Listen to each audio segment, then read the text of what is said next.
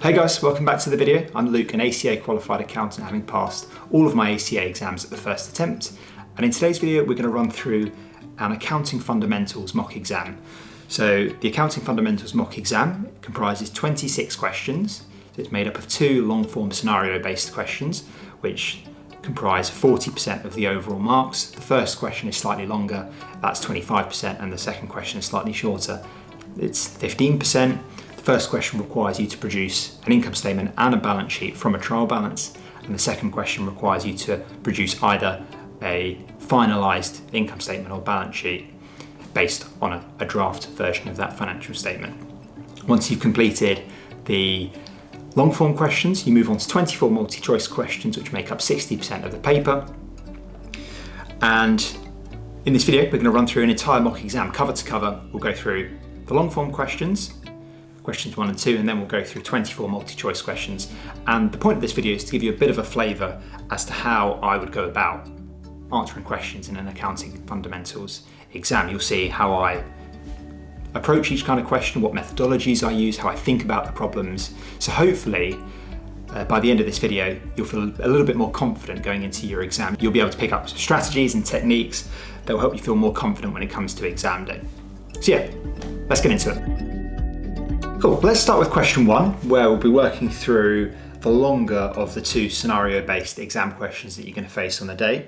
I've created a separate video on this channel where I walk through the 8-step process that I use for tackling these specific long-form questions, where you need to produce both an income statement and a balance sheet from an initial trial balance. So please do check that out if you want to understand the process behind how I answer this kind of question in a bit more depth. I'm going to go through the question a bit faster here without really diving into the methodology I'm using. So if you do want to find out a little bit more about how I attack these kind of questions and the process and methodology I use, please do check out that video.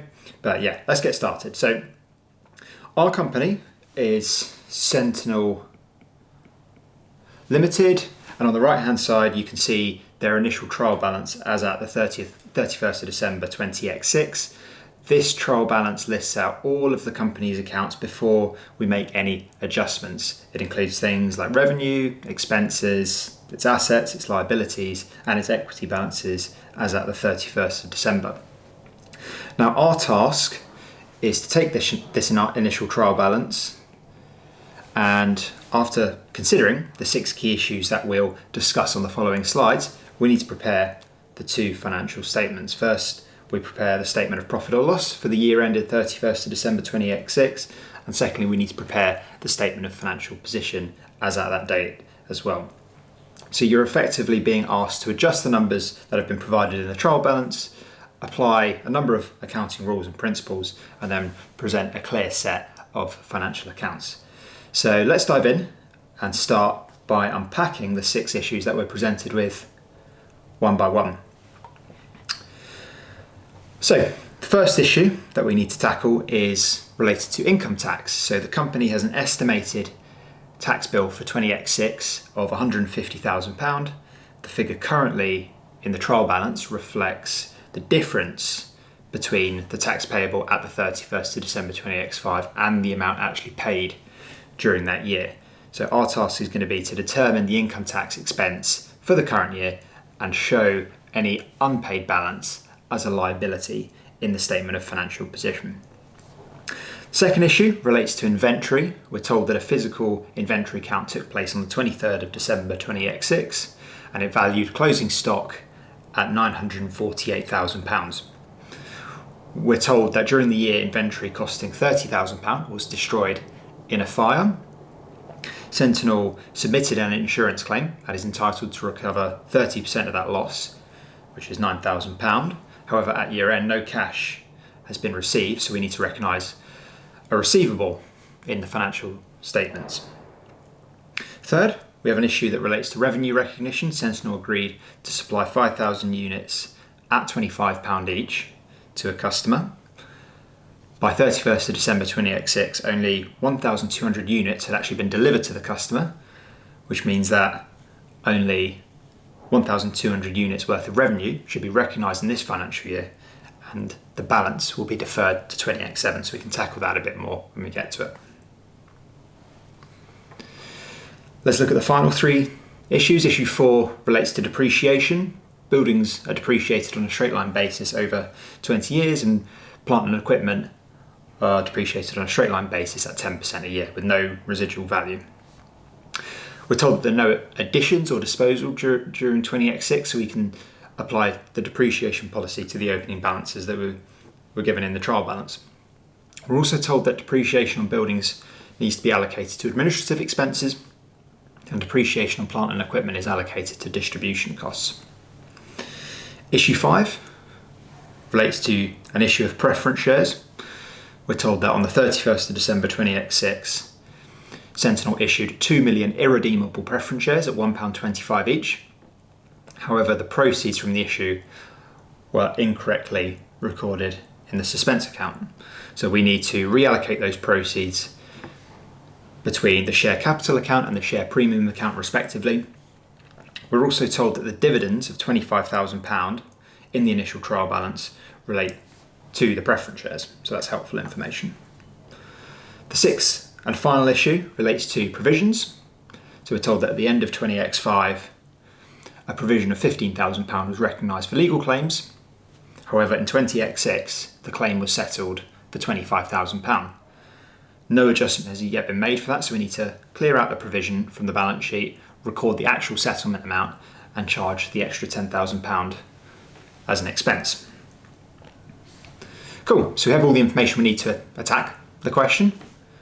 So let's get started.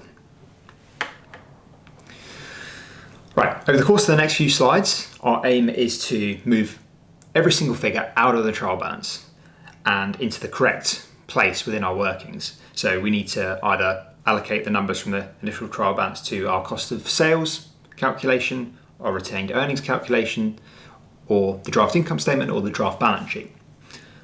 Our goal is to completely clear out the trial balance. Every balance from this list needs to be transferred somewhere else. And what we're going to do is, as we clear out each balance one by one, we're going to tick them off from our trial balance. So I'll be highlighting the balances in green as we go to show you which balances we've already dealt with and have been allocated to our workings. So I recommend you do something similar in the exam in the software.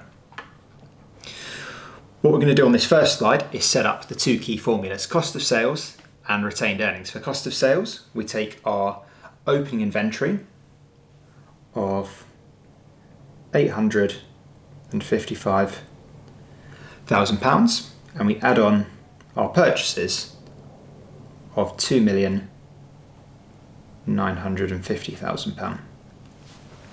And we also need to subtract closing inventory, which is a number we don't have yet, but we'll determine it once we go through our adjustment shortly. So we have our opening inventory, which we can tick off from the trial balance. We've removed that.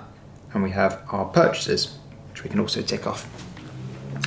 For our retained earnings calculation, the formula is opening retained earnings plus profit for the period minus dividends. So from the trial balance, we can bring in our opening retained earnings of 500,000.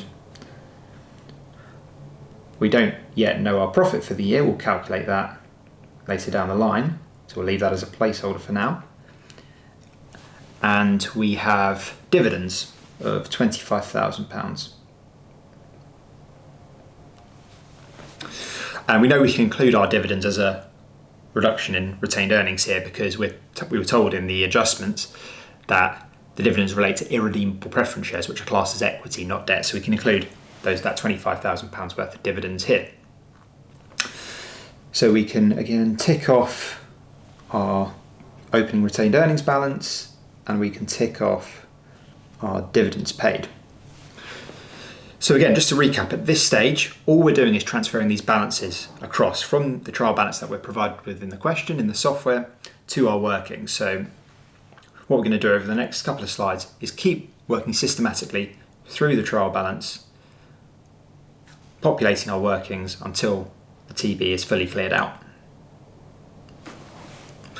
So next, we need to transfer the remaining balances from the TB to our draft income statement and balance sheet. So let's start with the income statement. We have revenue of £6.6 million, which goes straight to the top line. Cost of sales we leave as a placeholder for now because we're doing a separate cost of sales calculation, which we started on the previous slide. Below gross profit, we can bring across the expenses. So we have distribution costs of 498,000 and administrative expenses of 671,000. We can tick those off. Finance costs of 40,000 can also be transferred in, and we always show finance costs after operating profit.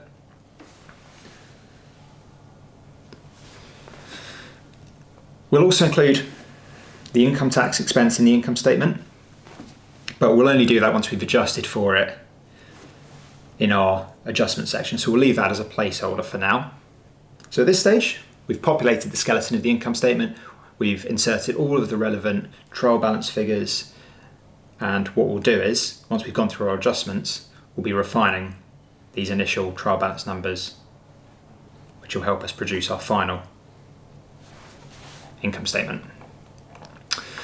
Let's now continue transferring our balances across with the statement of financial position. We'll start with the asset side. For non-current assets, we need to transfer across the cost of land and buildings, which is 15 million. And we can also take across our accumulated depreciation, which is 3.4 million. So we deduct off the accumulated depreciation. Plant and equipment has a cost of 7.2 million and an accumulated depreciation of 2.4 million. So we can tick off those items. For current assets, we'll update the inventory amount once we've adjusted for closing stock. We can bring across trade receivables, 322,000, and we can bring across cash, 4,003,000. So yeah, we'll update inventory shortly, and other receivables will relate to the insurance income receivable that again will come across a little bit later when we work through our adjustments. So that's everything on the asset side for now. Now we can transfer across the equity and liability balances from the trial balance. So for equity, we have ordinary share capital of £8 million. We have irredeemable preference share capital of £1.5 million, which goes in the equity section, not in the liability section, because irredeemable preference shares are classed as equity, not debt. We have a share premium balance of 1 million. And retained earnings, we've got a placeholder in there for now because, again, we're working through a separate calculation on the previous slide, which we'll update once we have our profit. So that's our equity balances transferred across. Let's look at liabilities. Under non-current, we have borrowings, which is the bank loan, 5.5 million. For our current liabilities, we can bring across trade payables of 124,000, a provision amount of 15,000, and tax payable of 25,000. Deferred income is left blank for now. We'll be adding an amount in there once we deal with the revenue recognition adjustment, so that's a placeholder. So hopefully we can tick off all of the remaining trial balance amounts. We've got the bank loan, which we brought across, trade payables, tax, the provision amount, and the suspense account we'll be dealing with in the adjustments. So that's that step done. We've cleared out the trial balance. Now that we've done that, we can start working through our adjustments. So let's start with adjustment 1, which relates to income tax. The key principle here is that the income tax expense amount shown in the income statement should represent the movement between the liability at the prior year end date and the liability at the current year-end date. So at the 31st of December 20x5, Sentinel already had £25,000 provided for. And we know that the estimated liability for 20x6 is £150,000, which means only the additional movement, the £150,000 less the £25,000, should be recorded as this year's tax expense. So the income tax expense for the period should equal 150,000 less 25,000 equals 125,000. So that's our income tax charge. And we know from the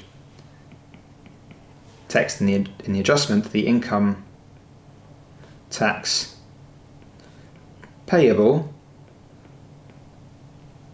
at year end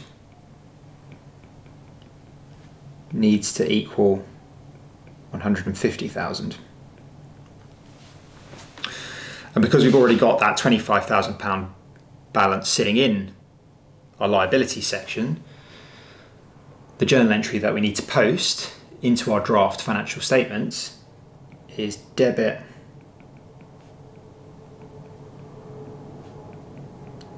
income tax expense 125,000, credit income tax payable 125,000. So that £125,000 will be what appears as the outstanding liability at the 31st of December 20x6 in the statement of financial position, and £125,000 will be the tax charge that goes through the statement of profit or loss.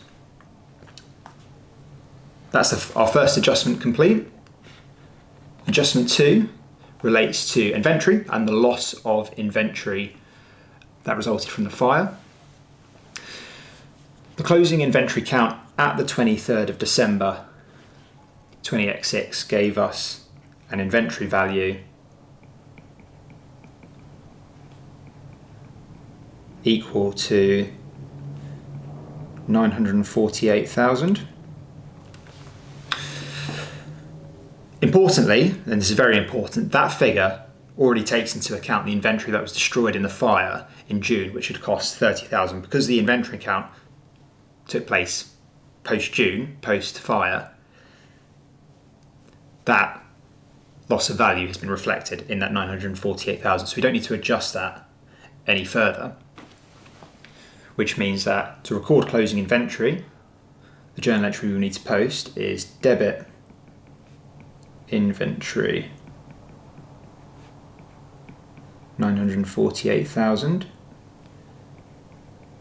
credit cost of sales 948,000. So that's our inventory recorded. But because Sentinel submitted an insurance claim during the year and is entitled to recover 30% of that £30,000 loss, we also need to recognise that expected compensation. So the amount which is receivable from the insurer is equal to that £30,000 inventory loss times by 30%, which is what the company is entitled to, equals £9,000.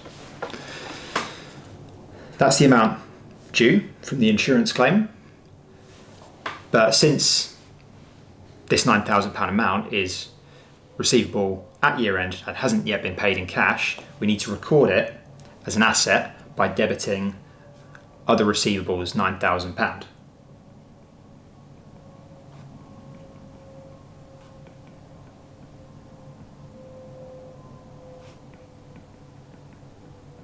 And we also record it at the same time as other income by crediting the income statement.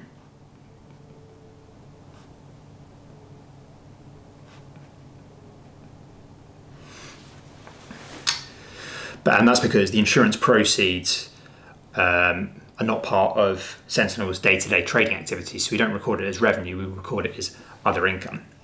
So to recap, what we've done in this adjustment is recognise inventory at a value of 948,000, and we've recognised a £9,000 insurance claim, which hasn't yet been paid, so is a receivable. Right, adjustment 3 relates to revenue recognition. So Sentinel entered into a contract to supply 5,000 units of their product to a customer at £25 each. So the total contract value, or total revenue, from this transaction is equal to £25 multiplied by 5,000 units equals £125,000. That's the total revenue that they'll earn over the course of this contract. But the key point here, and the key point that's being teased out in the issue text, is around timing. So we're told that only 1,200 units were actually delivered to the customer before year end on the 29th of December 20x6, and the remaining 3,800 units were delivered in January. So under IFRS 15, revenue can only be recognised in the financial statement in the current period when the performance obligation has been satisfied, or in other words, when the goods have been delivered to the customer and control has passed to the customer. So that means for the year ending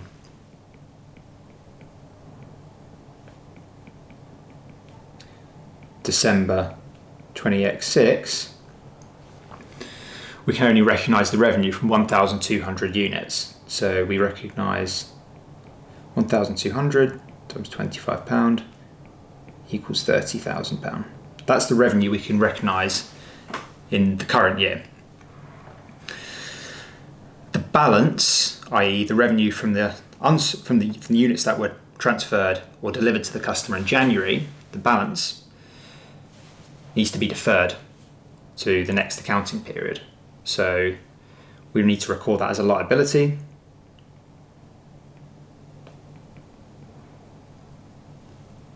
Because that's going to be recognised in the year ending December 20x7.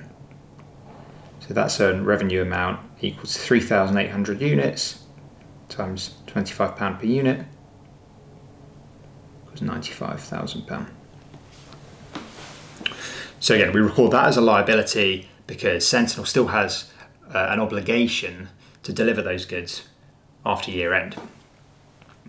So what did the accountant actually record here? What journal entry did they post?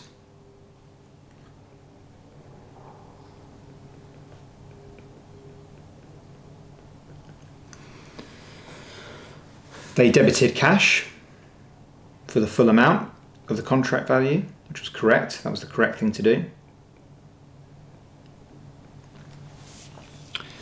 But what they also did, which was incorrect, was credit the whole amount to revenue. They recognised the revenue in full in this financial year, which is the wrong thing to do. What they should have done, the correct journal, was debit cash, £125,000. They only should have recognised £30,000 worth of revenue this year.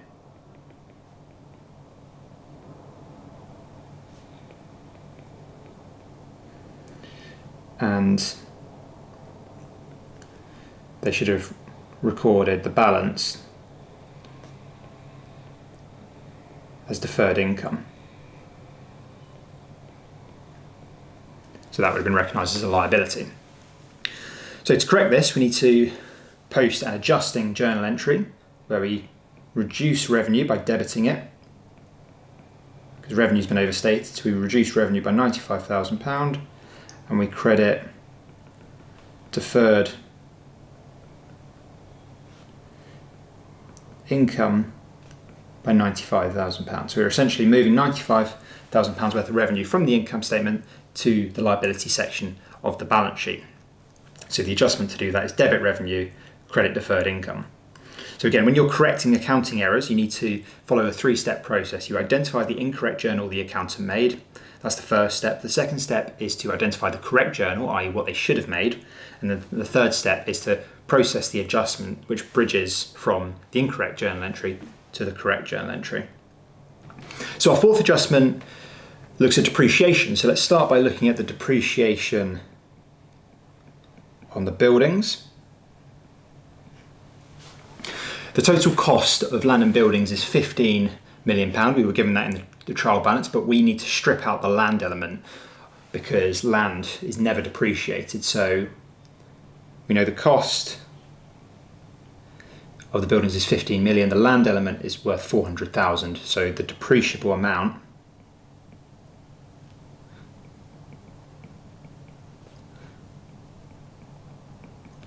is equal to 15 million minus 400,000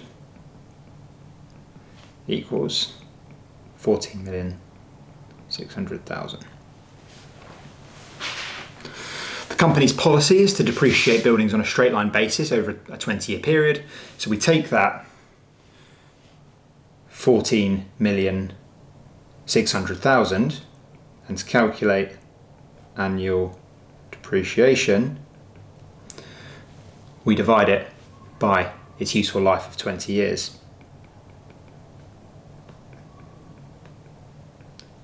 So the annual depreciation amount is 730,000. We know from the text that the depreciation for buildings is treated as an administrative expense, so the journal entry we need to record is debit admin expenses, 730,000, and credit land and buildings by the same amount.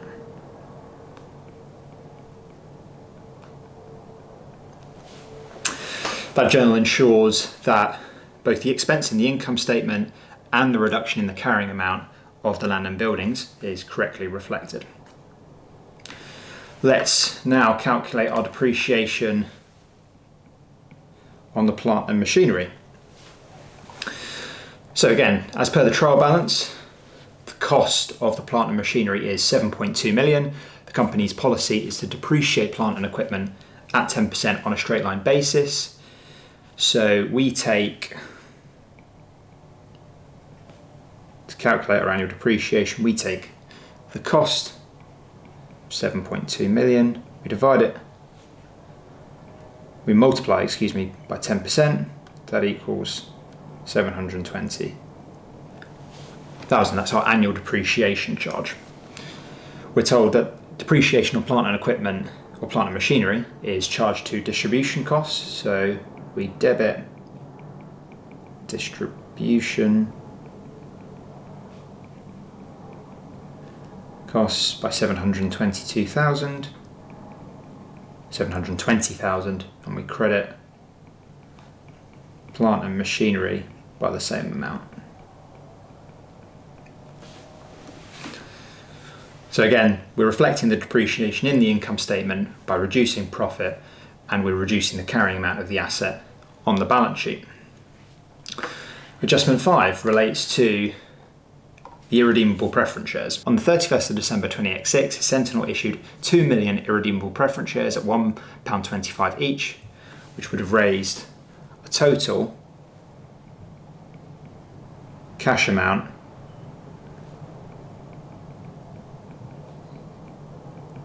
of 2.5 million. The nominal value of each preference share is £1, so 2 million should go to preference share capital and £500,000 should be allocated to shared premium account. However, when the accountant recorded this transaction, they did it incorrectly.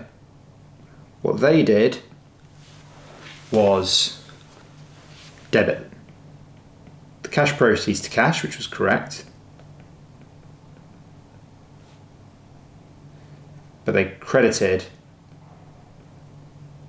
the full amount to the suspense account, which was wrong. They didn't really know what they were doing, so they allocated the full amount to the suspense. What they should have done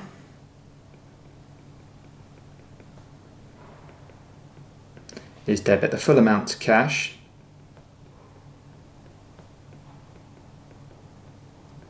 credit the amount up to par value, i.e. the 2 million, to the preference share capital account, and they should have credited the balance, i.e. the $500,000, to share premium. So to correct this error, we need to first clear out the suspense account balance, because we can't be left with anything in our suspense account at the end of the period. So we debit suspense account 2.5 million. We credit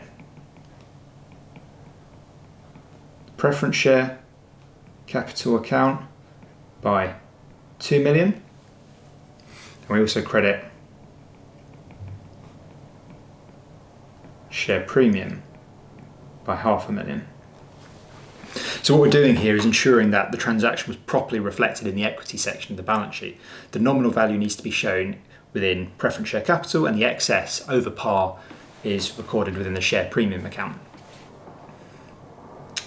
Also, before I move on, it's worth noting that little bit at the end about the dividend. So the dividend amount in the trial balance, the £25,000, relates to these irredeemable preference shares. So we correctly recorded them as a deduction from retained earnings. There's nothing further to do there. We correctly treated that as a deduction of retained earnings.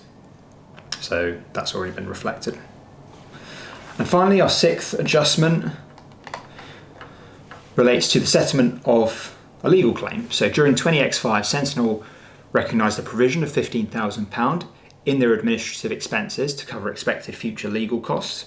However, during the current year, 20X6, the legal claim was settled and the final cash payment was £25,000, which means that the actual cost of the claim ended up exceeding the provision amount by £10,000. So how do we deal with that? How do we deal with an under provision in our financial statements?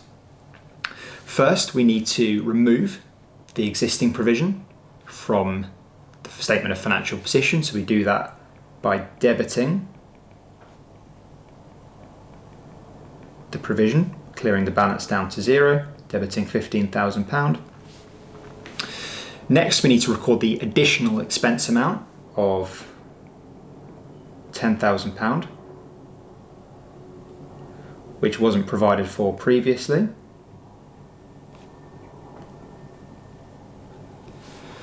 Which is debited to administrative expenses in the current period.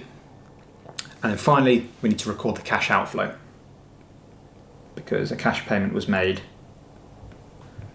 for £25,000 during the year.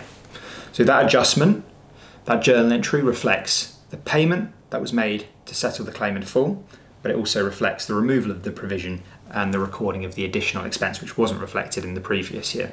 So again, the correct journal entry that needs to be recorded is debit administrative expense 10,000, debit provision 15,000, and credit cash 25,000.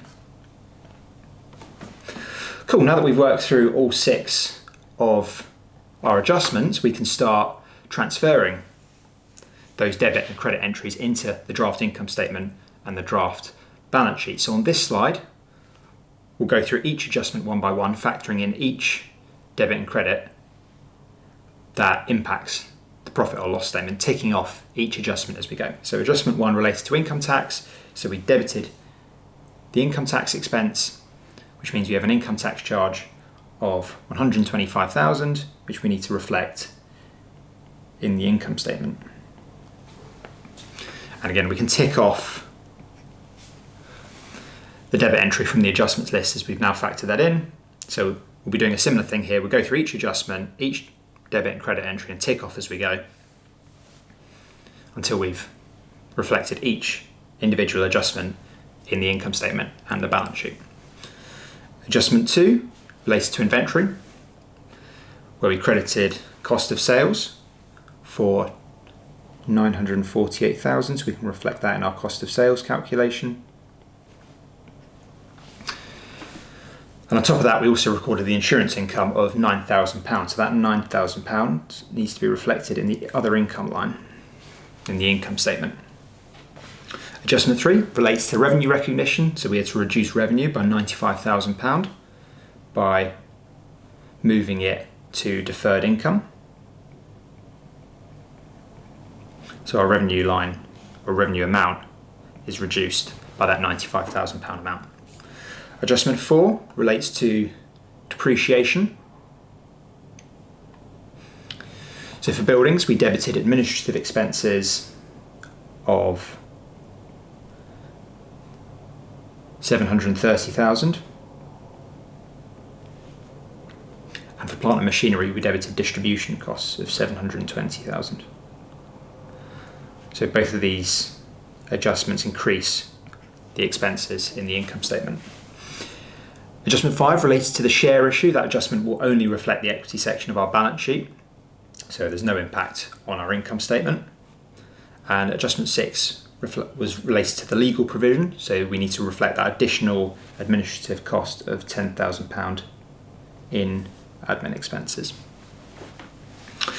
So we've processed all of the adjustments that impact our income statement. Let's now run through the balance sheet adjustments, starting with the asset side. So adjustment 1 was the income tax adjustment. This is only going to impact our liability section, so we've got nothing to change on the asset side here. Adjustment 2 will impact inventory, so we can recognise our closing inventory amount of 948,000 as a current asset, and we can also set up our other receivable of £9,000. Adjustment 3 doesn't impact the asset side. We've got to recognise deferred income, but only when we get to liabilities. Adjustment 4 relates to our depreciation, so we need to reduce the carrying amount of our land and buildings by 730,000 and our property and equipment by 720,000. Adjustment 5 was the preference share issue. That cleared down the suspense account and moved amounts between the equity sections, but it doesn't touch the asset side. And then finally, our 6th adjustment related to the legal settlement is going to reduce our cash balance by 25,000.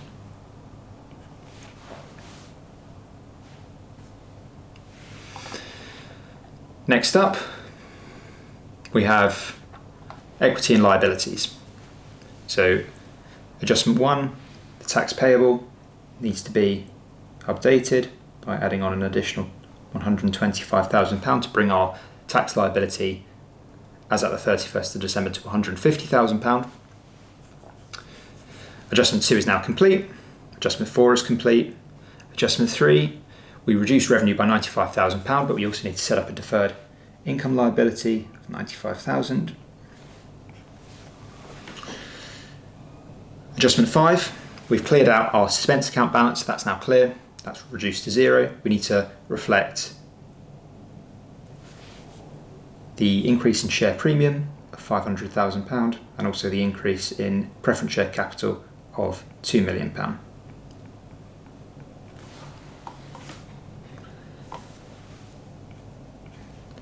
And the last adjustment we need to make is for the provision, so we can clear out the provision down to 0.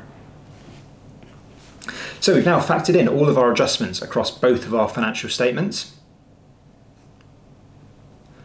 Let's now complete our income statement by filling in the final column using the workings column we've built up.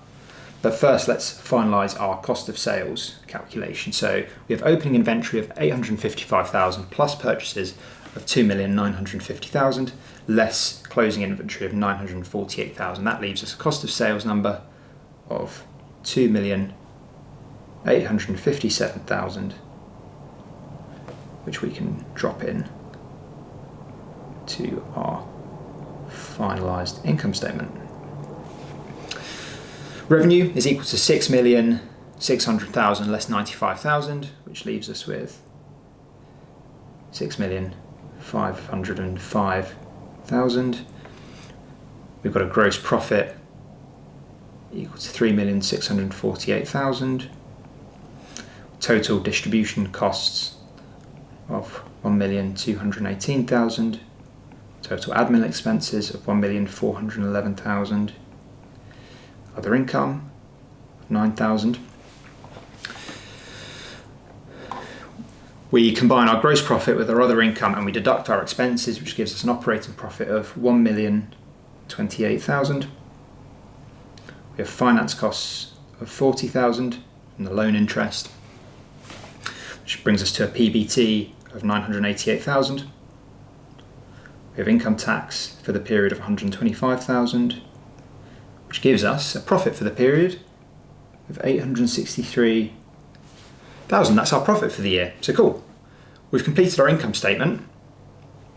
Now that we've completed our income statement and we've got our profit for the period, we can now finalise our retained earnings calculation. So our profit for the year is 863,000. We've got opening retained earnings of 500,000.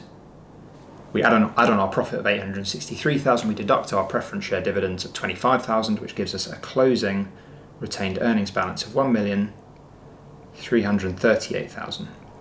And that's the number which we're going to carry forward into our balance sheet, which we can now finalise. So let's drop in our retained earnings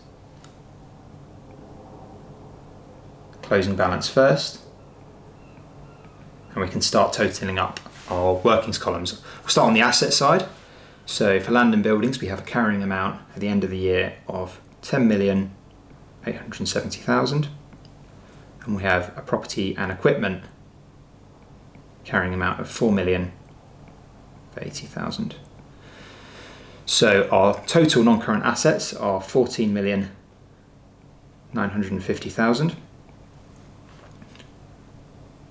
Move on to our current assets. We've got inventory of 948,000, receivables, trade receivables of 322,000, other receivables of 9,000, cash of 3,978,000.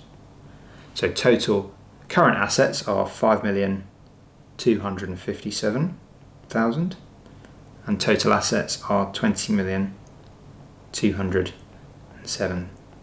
So that's our asset side done. Let's move over to equity and liabilities. Share capital is 8 million. Preference share capital is 3.5 million.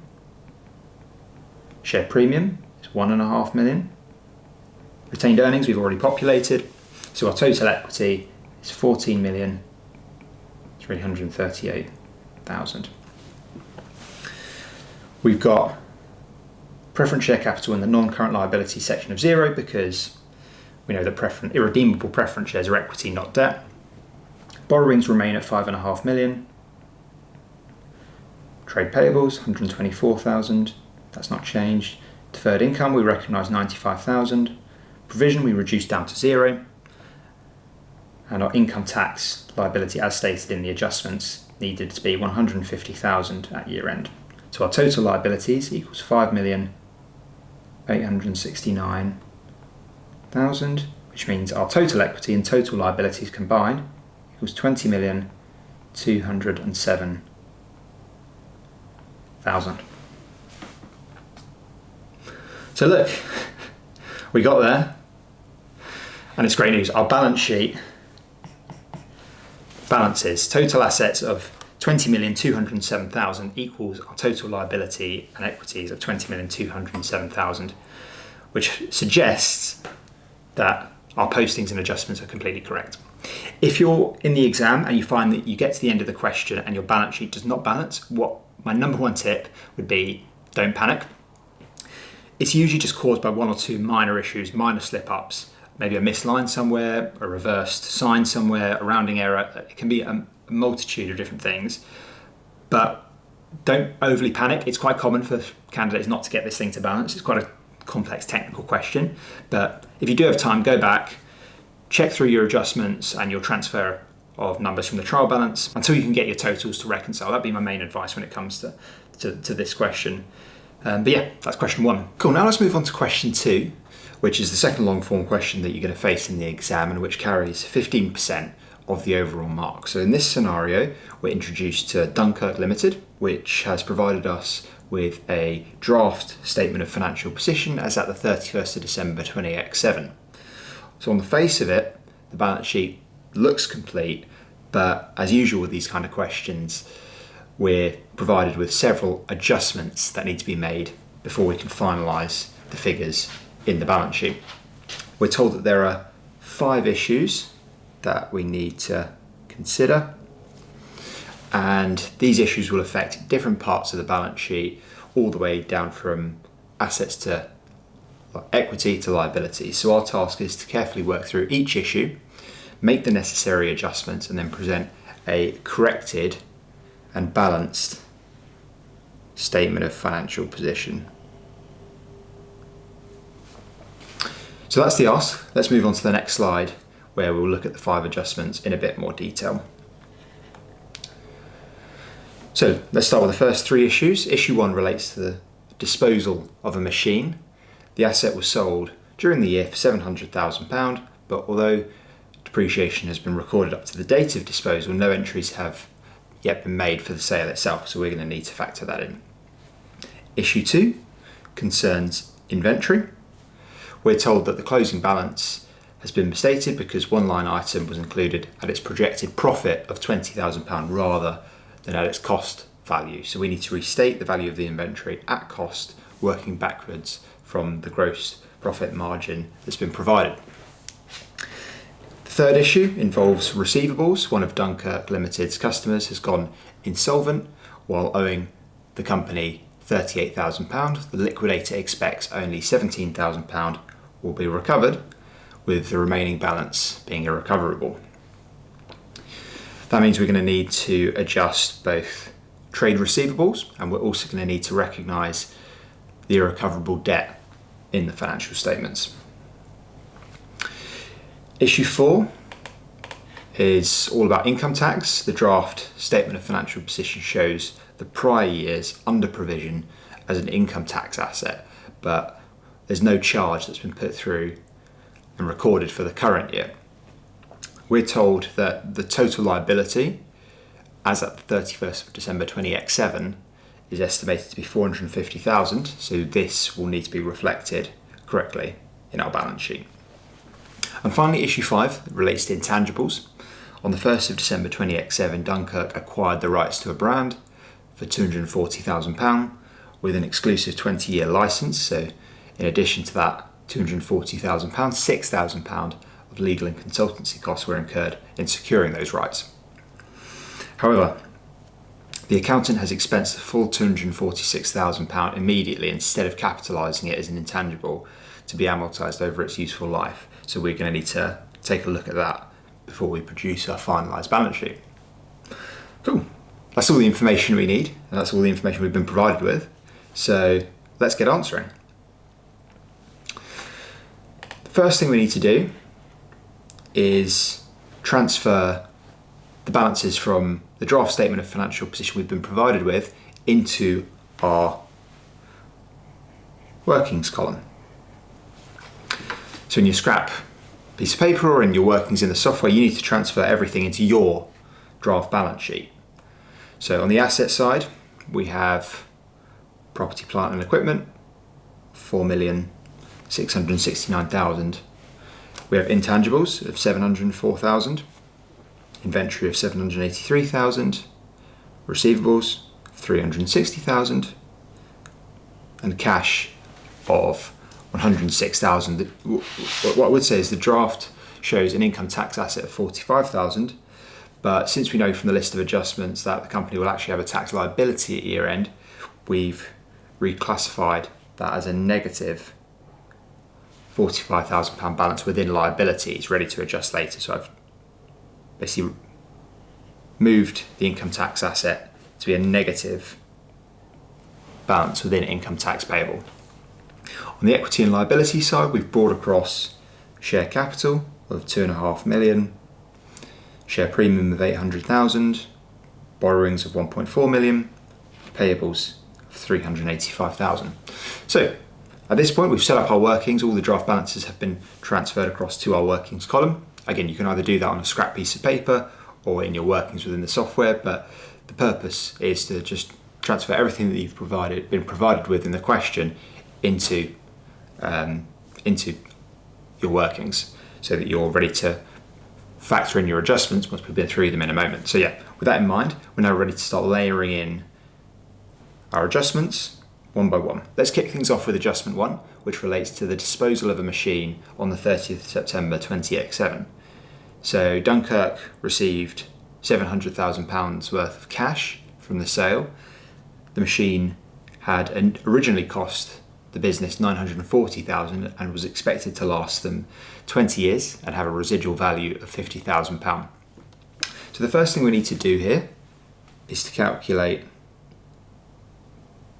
annual depreciation, which is equal to the original cost of 940,000 minus the residual value of 50,000 divided by 20 years, which equals £44,500. So that's the amount of depreciation that's been charged on the machine per annum. But the business owned the asset for 6.5 years, so they owned it from the 1st of April 20X1 to the 30th of September 20X7. So the total accumulated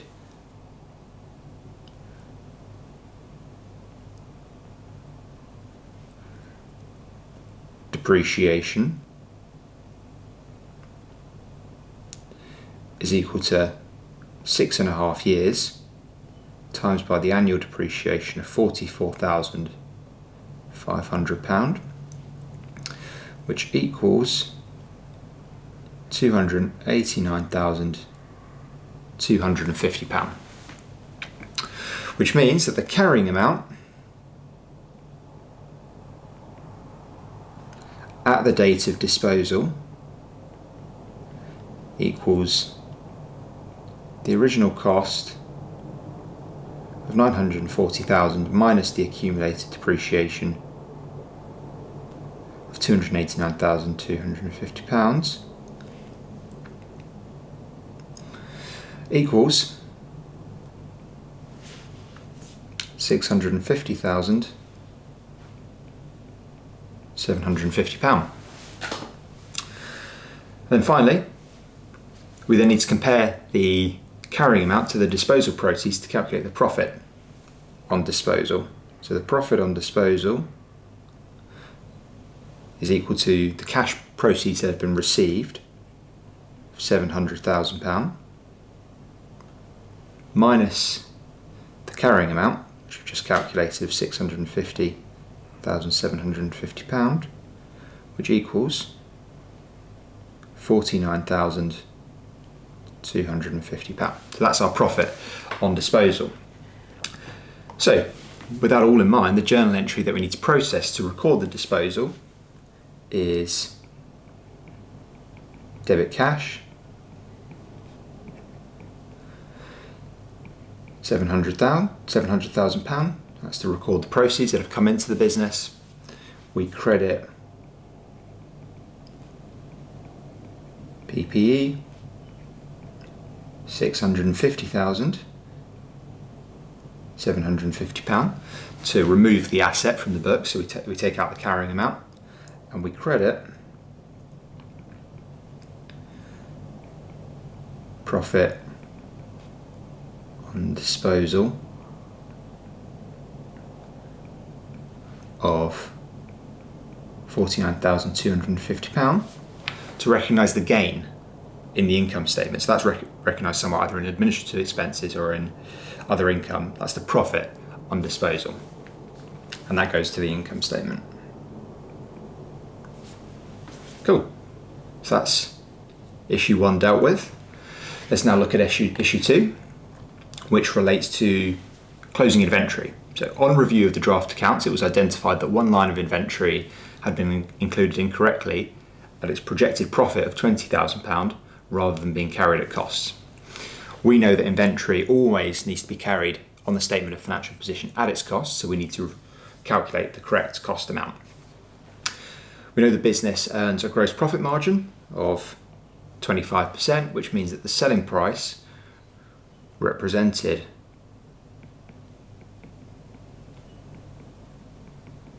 the selling price is equal to the profit of £20,000 divided by the margin of 25%, which equals £80,000. So we've got the selling price, we've got the profit. The cost of the inventory is just the difference between those two amounts. It's the selling price, £80,000, minus the profit, £20,000.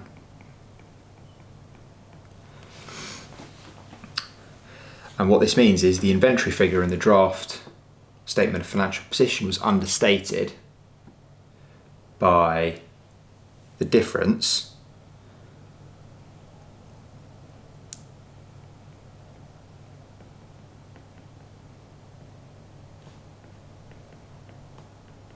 between 60,000 and 20,000, because we report the draft had it reported as 20,000, but it actually needs to be reported as 60,000. So the closing inventory value has been understated by £40,000.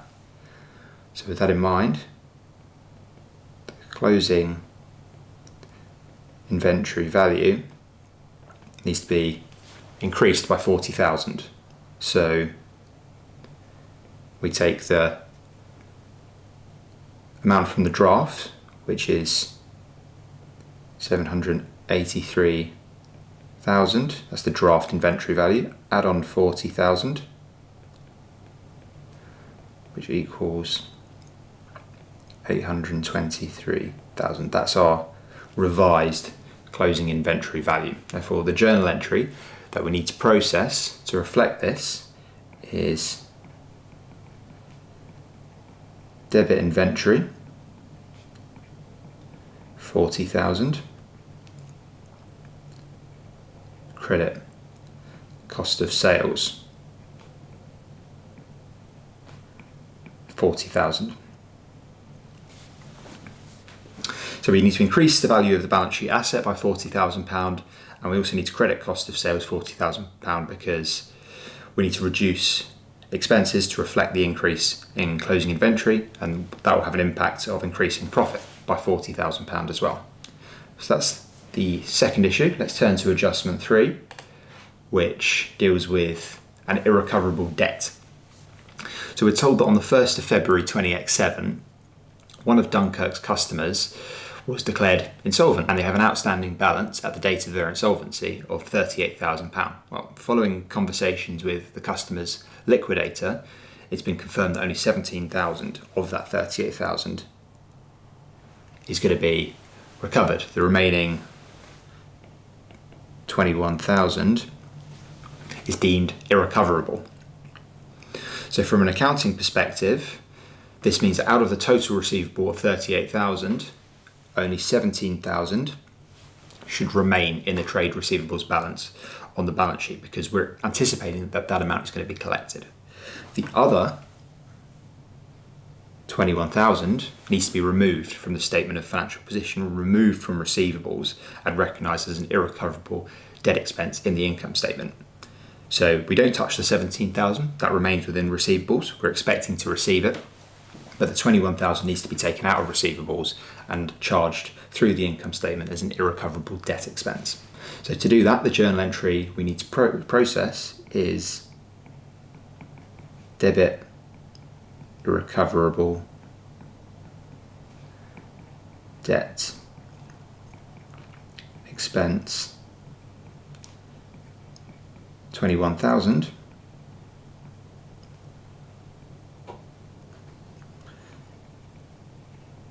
credit trade receivables 21,000. And again, after this adjustment has been made, trade receivables will include the correct amount of 17,000 and the income statement will accurately reflect the cost of writing off the irrecoverable portion of the debt. Let's move on to adjustment 4. This one deals with tax. In the draft statement of financial position, only the prior year's under provision of £45,000 has been recorded, and that's been recorded as an income tax asset. But no charge has been recorded for current year tax. So for the year end 31st of December 2007, we're told that the company's estimated income tax liability is £450,000. So the current year's income tax expense is going to be the sum of the prior year under provision plus the current year's liability. So when we've underprovided for tax in the prior year, we need to increase the current year's income tax expense. So we take the current year charge, 450,000, and we add on the prior year under provision of 45,000. So our income tax expense that's going to run through our income statement for this year is 495,000.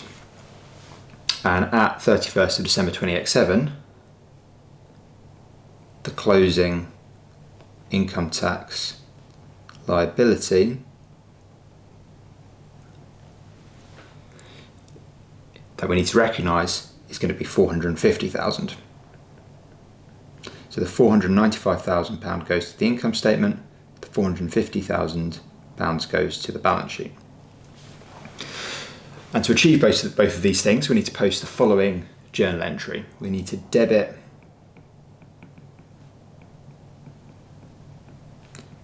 income tax expense 495,000. That's going to reflect the charge for the period in the income statement, and we credit income tax payable 495,000 in the balance sheet. That's going to recognise the tax liability of £450,000 and clear the brought forward tax asset. So we'll see how this works when we actually finalise our balance sheet, but that journal will reflect the £495,000 charge in the income statement, and the income tax payable credit of £495,000 will be combined with a negative £45,000, which is currently sitting in the liability side of our balance sheet, which is the brought forward income tax asset. So once we process that credit entry, we'll be left with a £450,000 balance in our liabilities. So you'll see how it all works when we get there, but that's the journal that we need to process. These are the journals that will ensure the income statement accurately reflects the tax charge for the year, and the balance sheet reflects the liability of £450,000 at year end. For our final adjustment, let's look at the acquisition of brand rights by Dunkirk. On the 1st of December 2007, the company purchased the exclusive rights to a brand for £240,000. On the 1st of December 2007, the company purchased the exclusive rights to a brand for £240,000 and incurred a further £6,000 in legal and consultancy fees, which were directly attributable to securing those rights. So since both the purchase price and the directly attributable costs should be capitalised,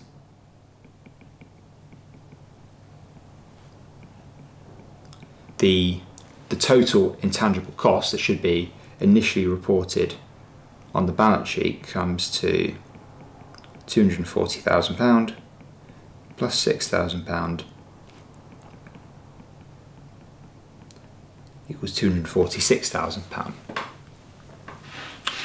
That's what should be recognised on the balance sheet. The really important thing though to understand when it comes to brands, and particularly purchase brands as an intangible asset, is that they're not amortised under IFRS.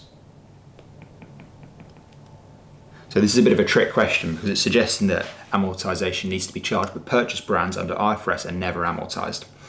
Instead, what will happen is every year they'll be tested for impairment, and they effectively have a unlimited or infinite useful life. So no amortization is charged for brands that are purchased.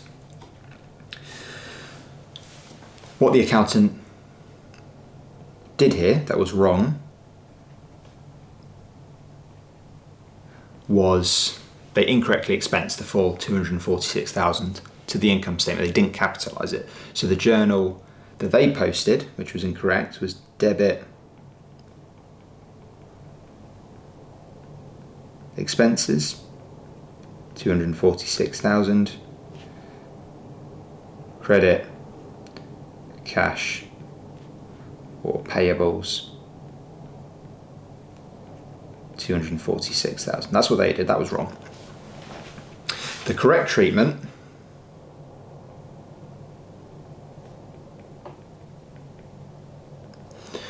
should have been to capitalise the asset. So they should have debited intangibles by 246,000 and credit cash or payables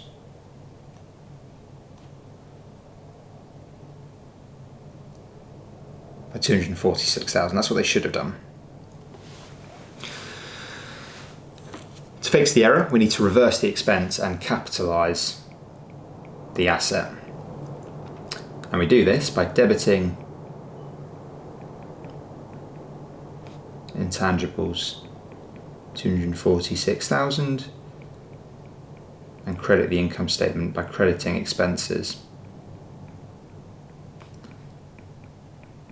246,000.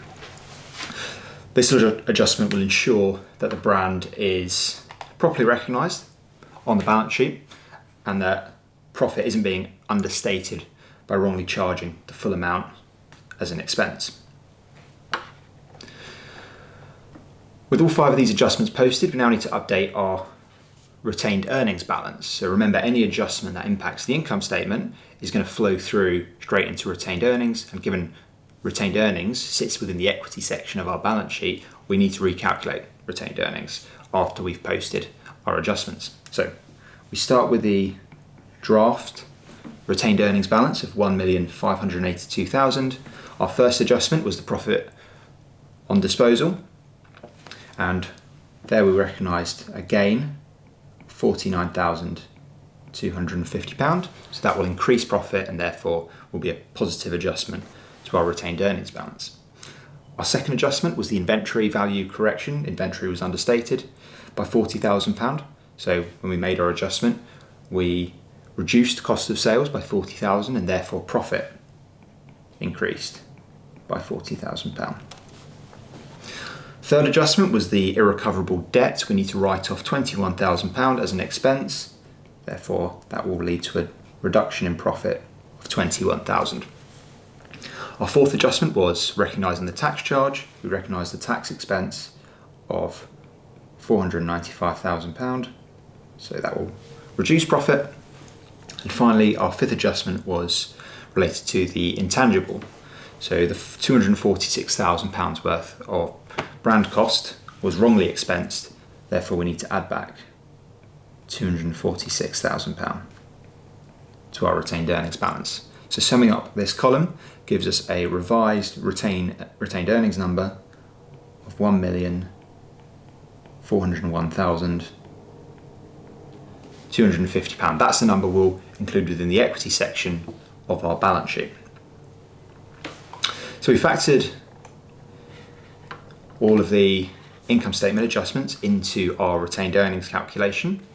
That's why you can see some of the journal entries that we need to process are highlighted green. Those are the debits and credits we've already processed because they've flown through to the updated retained earnings calculation. But we now need to factor in the remaining adjustments. So all the adjustments that are shaded in black need to be factored into the balance sheet. So let's start with the asset side. We realised cash proceeds of £700,000 when we disposed of the non-current asset, and PPE was reduced by £650,000, 750 when we recognise the disposal. So those two adjustments can now be ticked off because we factored them into our draft balance sheet. Next up, we need to recognise the inventory adjustment. So inventory was understated, it was at 783,000, we need to increase it by 40,000. So that's that adjustment processed. We wrote off £21,000 as irrecoverable as part of our adjustment, so we need to deduct that from trade receivables. And finally, the last adjustment that affects the asset side of the balance sheet is the capitalisation of the purchase brand rights and associated costs. So that's going to increase our intangibles balance by 246,000. So we've updated all the asset balances in line with our journal entries. We now need to take a look at our equity and liabilities. Equity remains at 2.5 million for share capital and £800,000 for share premium, but we need to update retained earnings to reflect our revised calculations. So we've calculated revised retained earnings to be £1,401,250. So that's our revised retained earnings calculation that we factored in, and our only other credit and debit entry that we need to factor in to this side of the balance sheet relates to tax. So we need to increase our income tax payable by 495,000.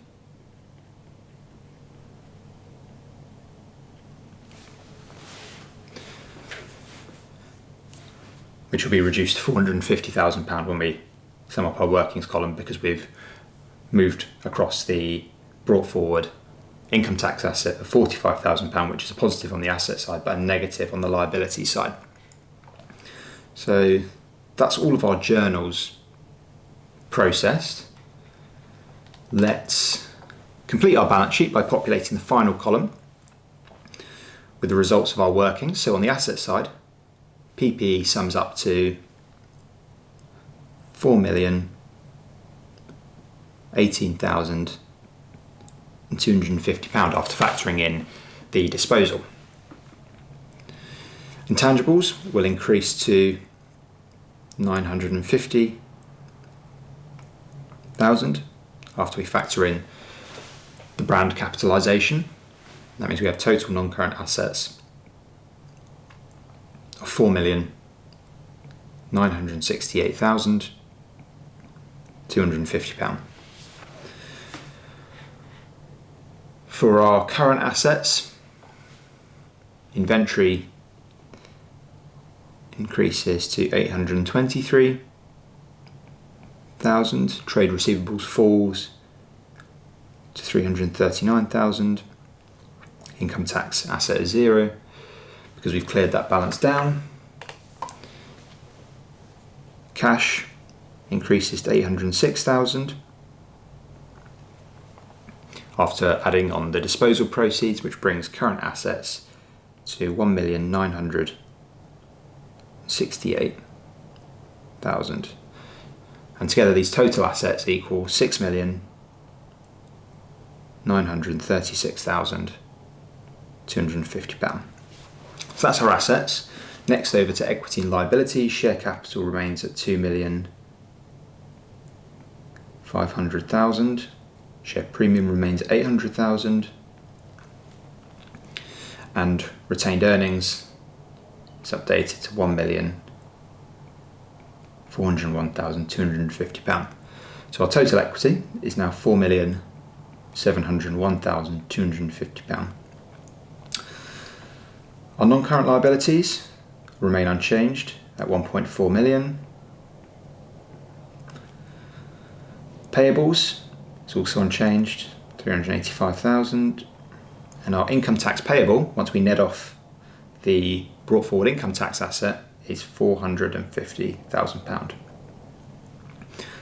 which gives us total liabilities of 2,235,000. And our total equity plus total liabilities is £936,250. And there we have it. That's our completed balance sheet. You'll notice that the important thing here is that total assets of £6,936,250 is equal to total equity and total liabilities, which is exactly what we want to see. Our balance sheet is in balance.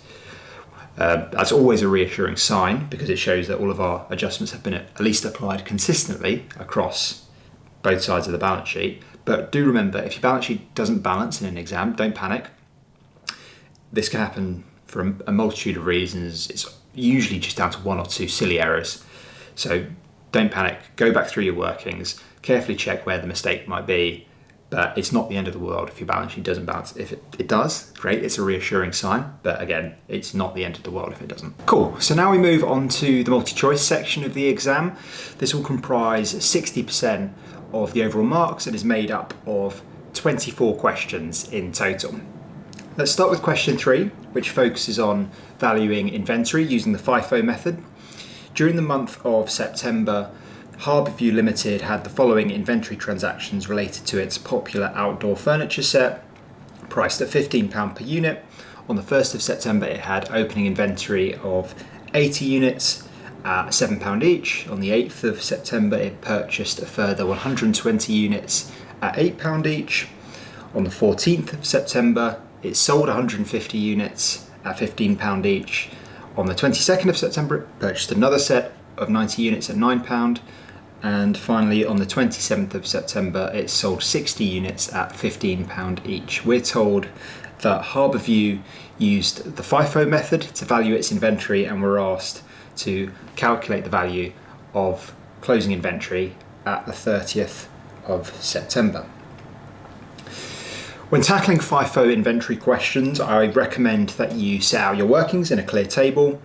You need to list out the purchase and sales date down the rows and spread the purchase quantities across the columns. I really find that a structured layout makes it easy to track which units remain and to calculate your closing inventory accurately. So we start on the 1st of September with opening inventory. 80 units were purchased at £7 each, so that gives us a total of 80 units in stock at the beginning of the period. On the 8th of September, Harbourview purchased 120 additional units at £8 each. So our inventory now consists of 80 units at £7 and 120 units at £8. Next, on the 14th of September, we have a sale, our first sale of 150 units, and because we're using the FIFO inventory method, we sell the oldest stock first, so that means all 80 units at £7 are sold first.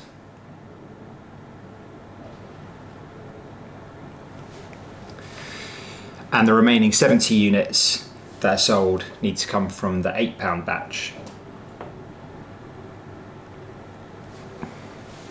Next, on the 22nd of September, Harbourview purchased a further 90 units at £9 each.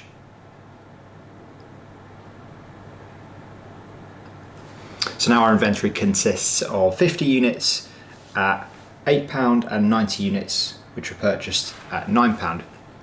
And finally, on the 27th of September, a further 60 units were sold. Applying FIFO again, we sell the oldest units first. That means the remaining 50 units in the £8 batch need to be fully sold down, and the remaining 10 units sold come from the £9 batch. So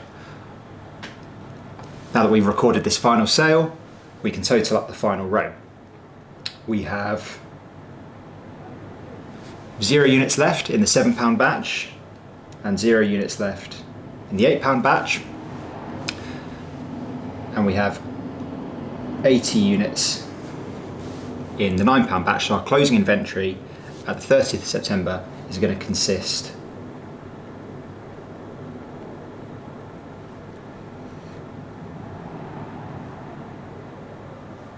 of 80 units priced or costing £9 per unit, which equals £720. That's our closing inventory, so the correct answer here is option A. So under FIFO, the earliest goods purchased are assumed to be sold first, while the most recent purchases remain in the closing inventory at the end of the accounting period. So when solving FIFO problems, it's essential to work chronologically and track the quantities at each price level, updating the inventory position after each transaction has taken place. Let's take a look at question 4. In the month of September, Abra plc incurred a total payroll cost of £755,000. The statutory deductions included PAYE income tax of £133,400 and employee national insurance contributions of £36,410.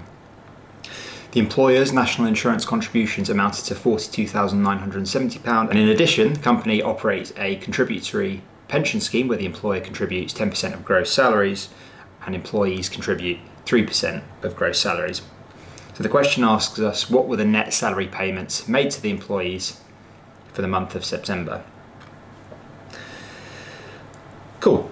Let's solve this step by step. First, we need to understand that the total payroll cost includes not only the gross salaries that's paid to the employees, but also the employer's national insurance contributions and the employer's pension contributions. So mathematically, we can express this relationship as total payroll cost equals gross salaries plus employer's NIC plus employer's pension contributions. We're given the total payroll cost of £755,000, and we're given the employer's national insurance contributions of £42,970. We're also told in the question that the employer pension contributions are 10% of gross salaries. So to calculate gross salaries, we start by removing the employer's national insurance contributions from the total payroll cost, because this is going to give us what's equal to gross salaries plus employer's pension contributions. So total payroll cost less employer's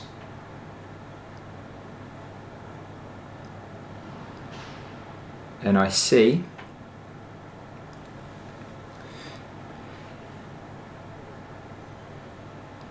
equals 755,000 minus 42,970, which equals £712,030. And again, this number is equal to gross salaries plus employers' pension contributions. To calculate the gross salary amount, we recognise that the employer's pension contribution figure is equal to 10% of the gross salary. That means the £712,030 includes 100% of gross salary plus 10% of employer's pension. So to calculate the gross salary amount by itself, we need to divide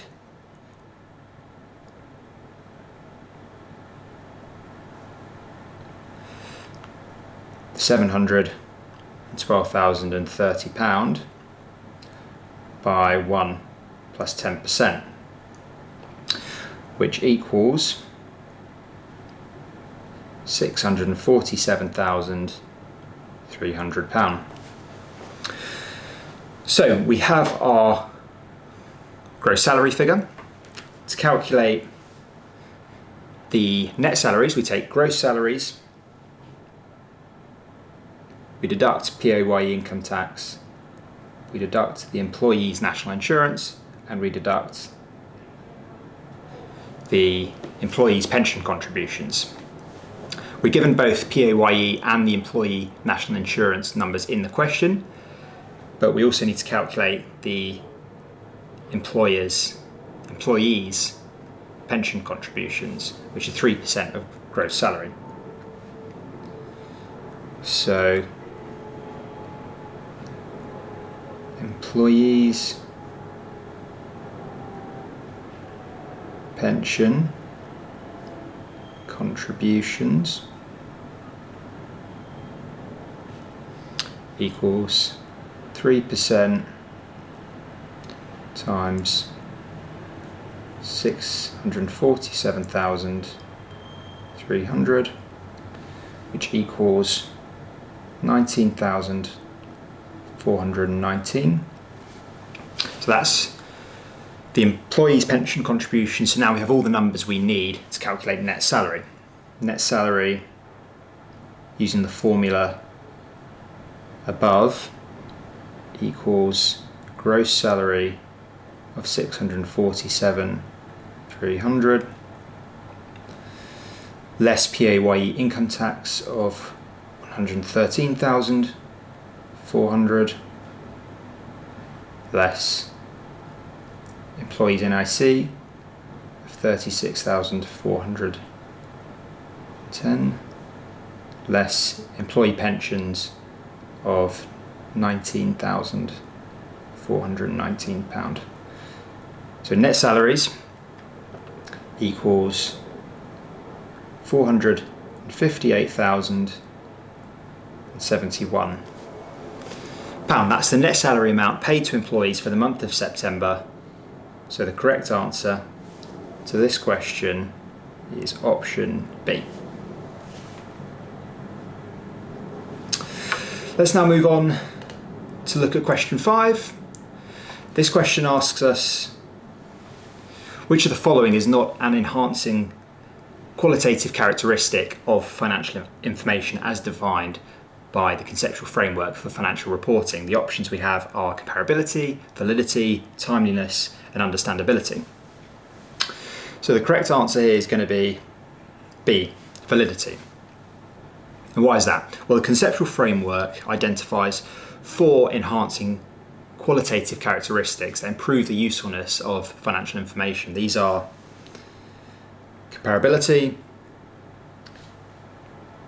verifiability, timeliness, and understandability. So comparability allows users to identify financial similarities and differences between entities and also through time. Verifiability ensures that financial information can be checked and confirmed to a source or reference document.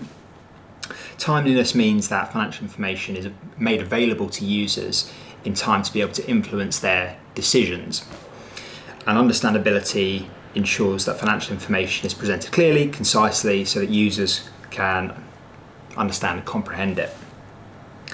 Validity is not included in the list. It isn't one of the enhancing qualitative characteristics under the conceptual framework.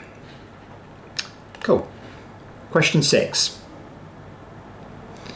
Marble Interiors initial trial balance for the reporting period ending 30th September 20x8 contains an allowance for receivables as at the 1st of October 20x7 of £6,500. There was no charge during the year for irrecoverable debts.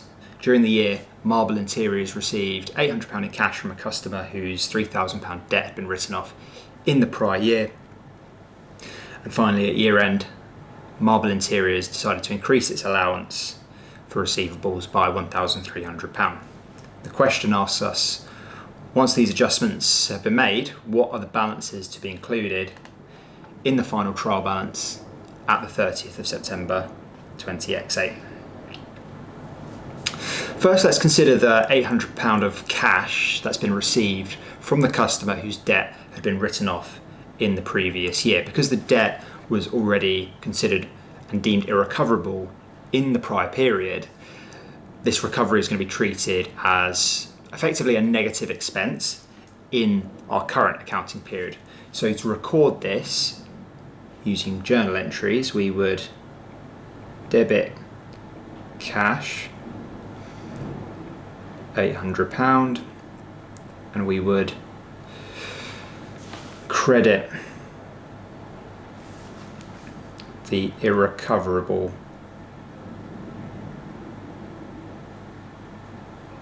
debt expense.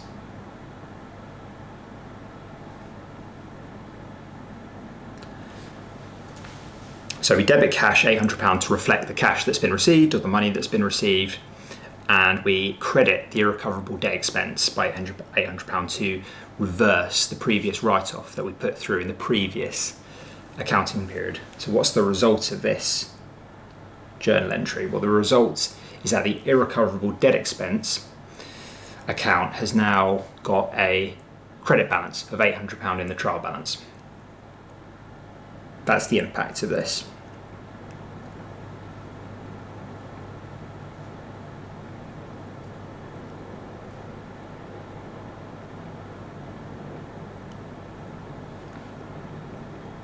It's an £800 credit balance.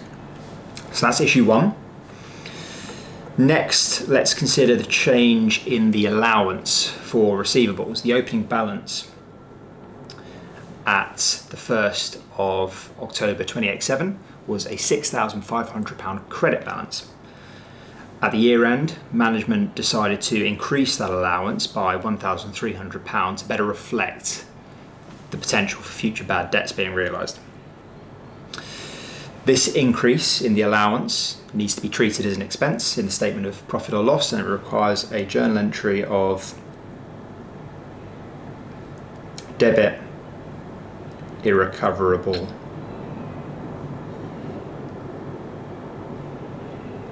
debt expense £1,300 and credit allowance for receivables £1,300. So we had an opening allowance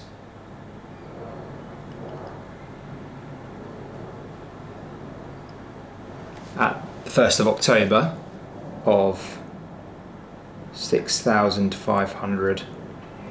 That was a credit. We had this increase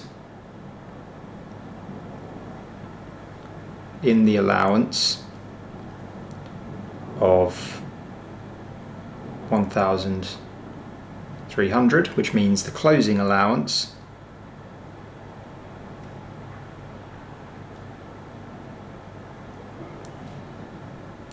equals £7,800, and that's a credit. That's what we'll be recording in the final trial balance. And also the irrecoverable debt expense account balance has changed too. We started with an £800 credit balance, and this has changed.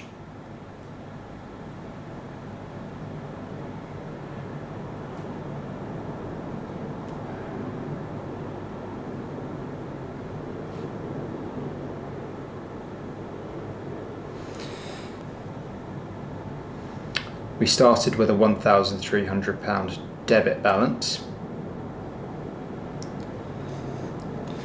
We recorded a £800 credit,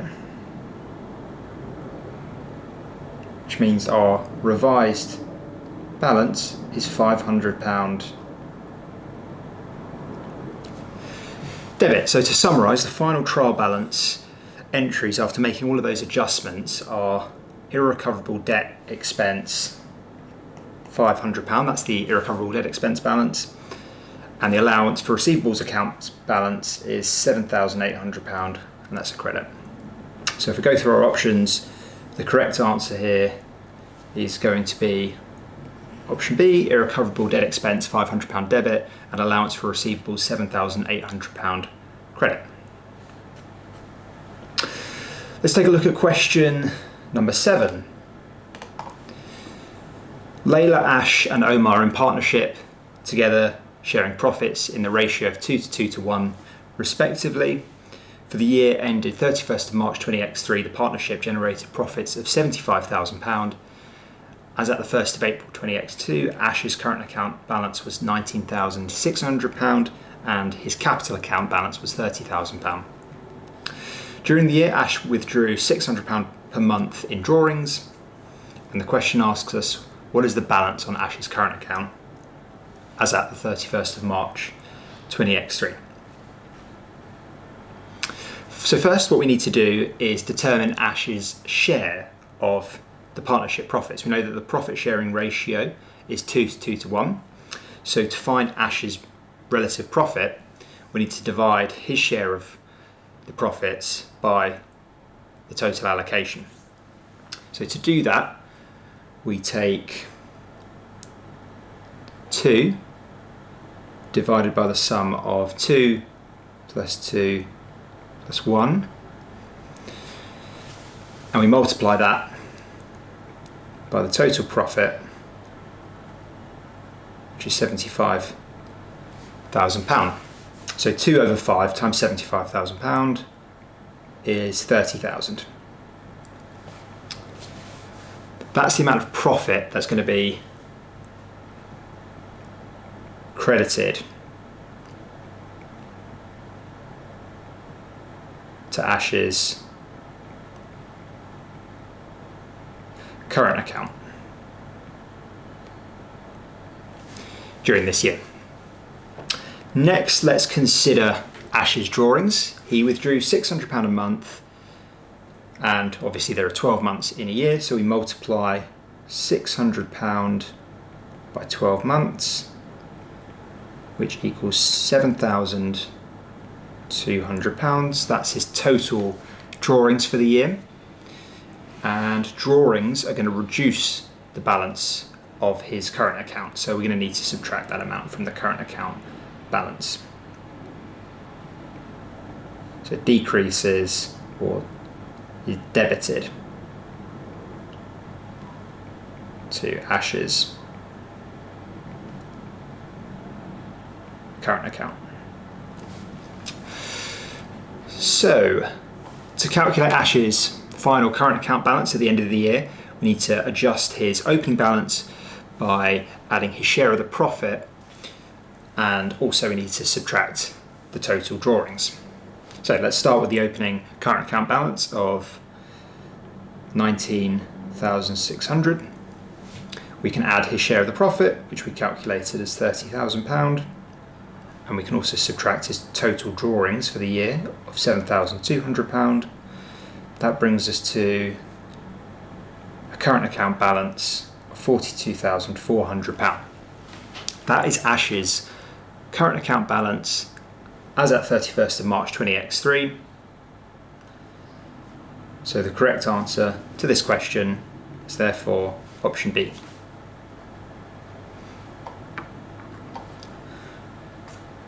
Next up, which of the following stakeholders in a company is most interested in its profit before tax, or its PBT? The options we have are its shareholders, its analysts, HMRC, or the government. The correct answer here is going to be C, HMRC. HMRC is the UK's tax authority, and the primary focus of HMRC when it comes to companies is their profit before tax, because this is the figure that's going to determine the amount of corporation tax the company's going to need to pay in their financial year. Shareholders, option A, are more interested in profit after tax and dividends, because these numbers directly affect their return on investment. So profit before tax, they'll look at it, but it's not the figure they focused on most. Analysts, option B, look at a broader range of performance metrics. They consider things like operating profit, net income, earnings per share, because they're looking to evaluate the company's overall financial health and its valuation in the market. So their focus isn't solely on PBT. PBT isn't their primary focus. And then finally, the government, option D, they monitor companies as part of their broader oversight of the economy. They look at things like employment levels, tax revenues. They don't focus specifically on PBT, so C is definitely the most appropriate answer here, HMRC.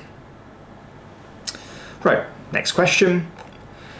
Granite Limited has two categories of inventory, each with associated costs, expected selling prices and selling costs. The question asks us, at what amount should the inventory be stated in the company's statement of financial position as at the 30th of September 20X9? So to answer this kind of question, we need to remember a very important accounting principle. We always value inventory at the lower of historical cost or net realizable value.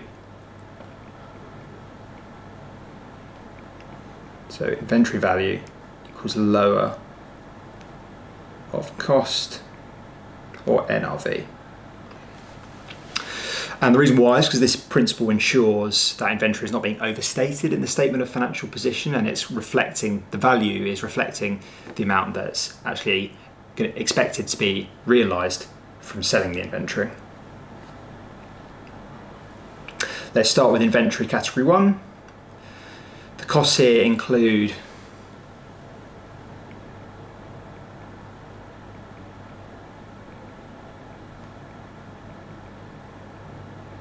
the cost of inventory category 1 includes the direct materials, direct labour, which total 2,800, and we plus or add on the production overheads of 1,600. So the total cost of the inventory line 1 is £4,400.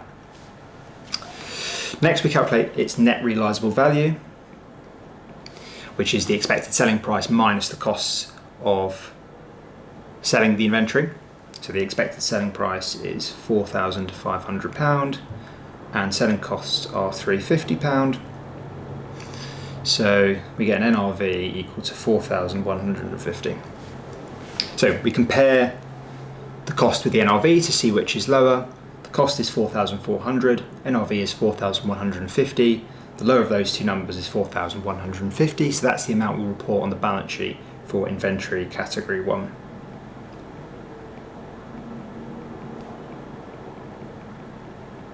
Let's move on to inventory category 2. The direct materials and direct labour cost is equal to £4,200,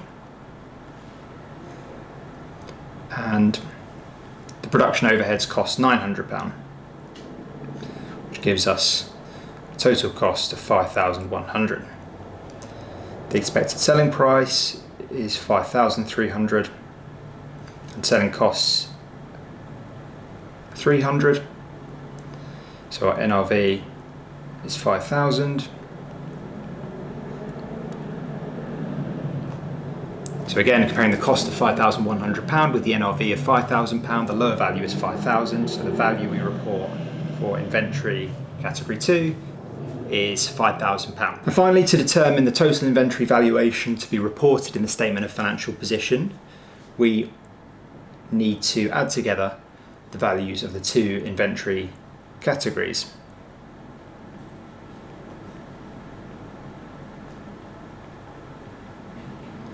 Which equals £4,150 plus £5,000, which equals £9,150. So the correct answer to this question is option A. Again, this example highlights how the lower of cost or net realizable value rule works in practice by comparing both the historical cost of the inventory and the net amount expected to be realized from selling it. We are ensuring that the inventory number reported on the balance sheet isn't overstated and is reflecting a prudent, realistic valuation. Moving on. On the 1st of April 20X6, Fairview Limited purchased a new printer for a total cost of £4,200. The payment was split between £2,700 in cash and a trade-in of an old printer. The old printer had originally cost the business £2,400 and it had accumulated depreciation of £1,700 at the time of trade-in. The £2,700 cash payment was correctly recorded by the accountant who credited the cash at bank account, but they weren't sure how to record the rest of the transaction, so they debited the suspense account for £2,700. No other accounting entries were recorded, so the accounts are currently incomplete. Our task is to determine the correct journal entries that are required to fully account for both the purchase of the new printer, but also the disposal of the old printer, including any profit or loss on that disposal.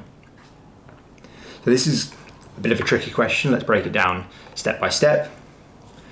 Step one, we need to determine what the accountant incorrectly posted. So when you're thinking about questions that contain an accounting error, think about your 3 steps. So step 1, determine what the accountant did wrong. Step 2, determine what the accountant should have done. And step 3, process the adjustment. So we'll start with step 1. The accountant incorrectly posted debit suspense £2,700, credit cash £2,700. As the question laid out, this entry is partly correct. It captures the cash payment, but it's ignoring the cost of the new printer, the trade-in transaction, and the disposal of the old printer. So our second step is to determine what the accountant should have actually posted. First, the new printer cost should have been debited for the full £4,200. So we would be debiting non-current assets here.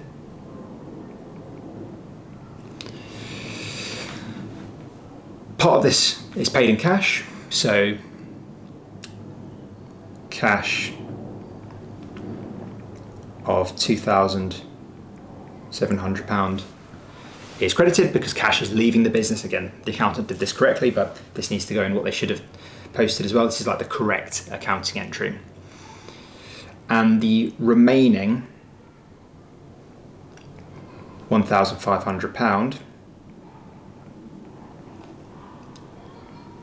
comes from the trade-in of the old printer. So for the moment, we're going to credit that element of the transaction to a temporary disposal account. Next, the disposal of the old printer needs to be recorded. So this is new printer. Now moving on to the recording of the disposal of the old printer. So first we remove the original cost of the old printer.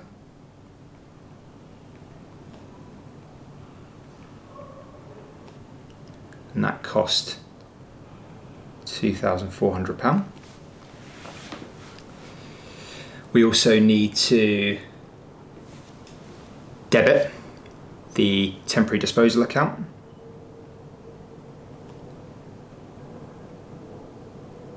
Sorry, up here it should be £1,500.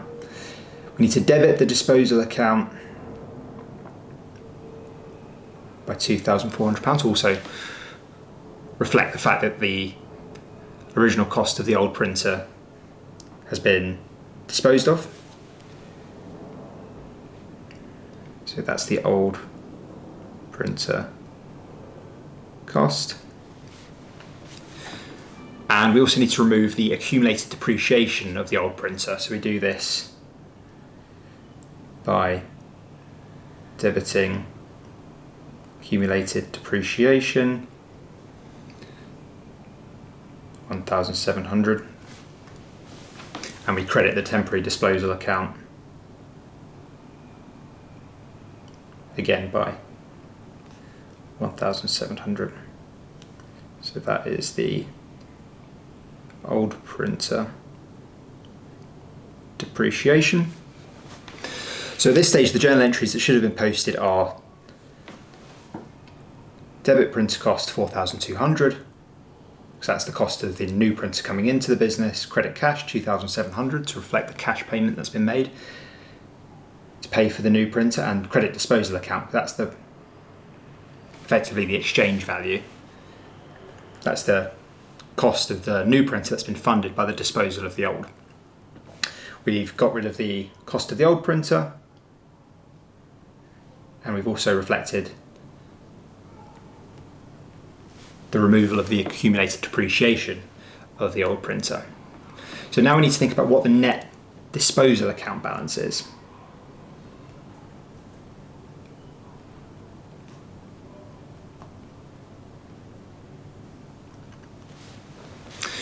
The net balance in the temporary disposal account is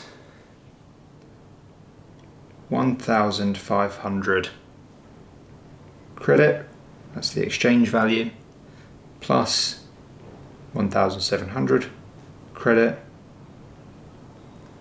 that's the removal of the old printer cost, and we minus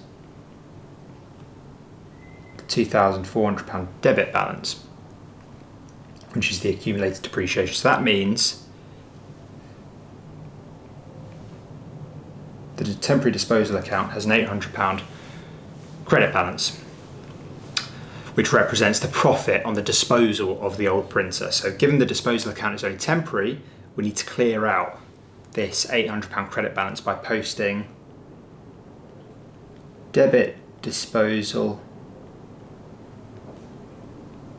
account £800. That clears out the temporary disposal account because we've got a credit balance, we need to debit it to clear it out, and we credit other income because this journal is effectively recording the profit that the company has generated from the part exchange disposal. So we clear out the disposal account balance and record the profit on the disposal. So after all that, we need to determine the adjustment that's needed to correct the books and clear the suspense account down to zero. So the adjusting journal entry we need, firstly, is credit suspense £2,700 because we need to clear out the suspense account balance. We had a debit suspense account balance of 2,700. We need to reduce that down to zero. We debit printer cost of 1,800 because we need to reflect the fact that there's a new printer coming into the business which cost 4,200. That's an asset coming in, and we net off the 2,400 because that's the cost of the old printer which has left the business. So our net asset adjustment is debit printer cost 1,800. We also need to debit accumulated depreciation by 1,700 because we have the old printer that's left the business. We need to remove, we don't just remove the cost, we also remove the depreciation which is accumulated over time for that asset because that asset has left the business, so we need to not just remove the cost but also the depreciation. And finally we credit other income by £800 because that reflects the profit on the disposal of the old printer. So this single adjustment will correct our error. It will reflect the recognition of the cost of the new printer, it will remove the cost of the old printer from the books as well as its depreciation, and it's going to recognise the £800 profit on disposal from the part exchange of the old printer. So by following a structured three-step approach, we can answer these kind of questions systematically and accurately. We review what the incorrect journal entry was in step one. We then look at what the accountant should have posted in step two. And then finally, in our third step, we process the adjustment that's needed to correct the accounts. So with that in mind, the correct answer to this question is option D.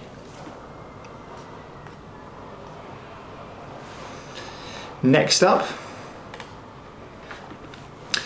this question asks us which accounting principle is being applied when trade receivables are presented in the statement of financial position net of an allowance for receivables. So the correct answer here is B, prudence. The principle of prudence requires that we don't overstate assets or overstate income, and also that we don't understate liabilities or expenses. Essentially, prudence is all about being cautious and realistic in how we present financial information in the financial statements.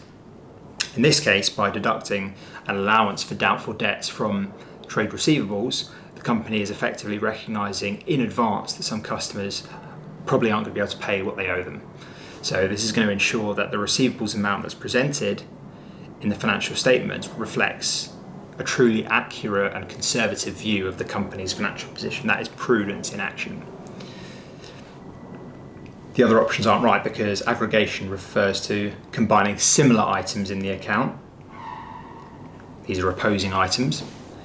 Accruals relates to recognising income and expenses in the period that they occur. It's not relevant. And offsetting is about netting assets off against liabilities, which doesn't apply to this example.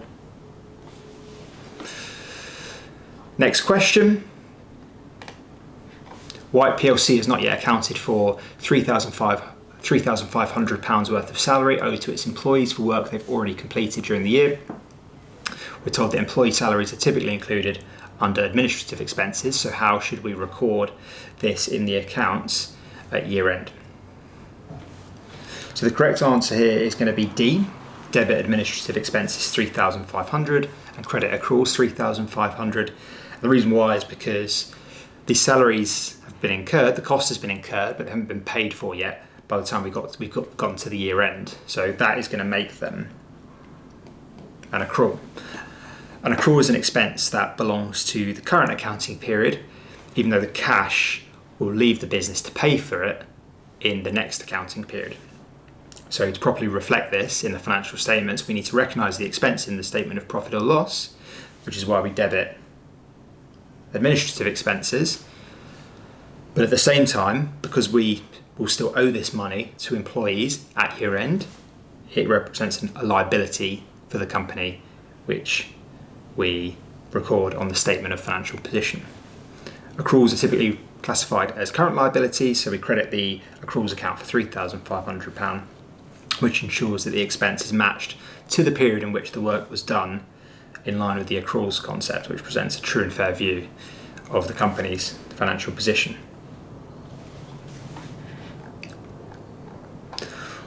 Next question. On 1st of March 20x6, Lewis Partners purchased a car for £15,000, excluding VAT.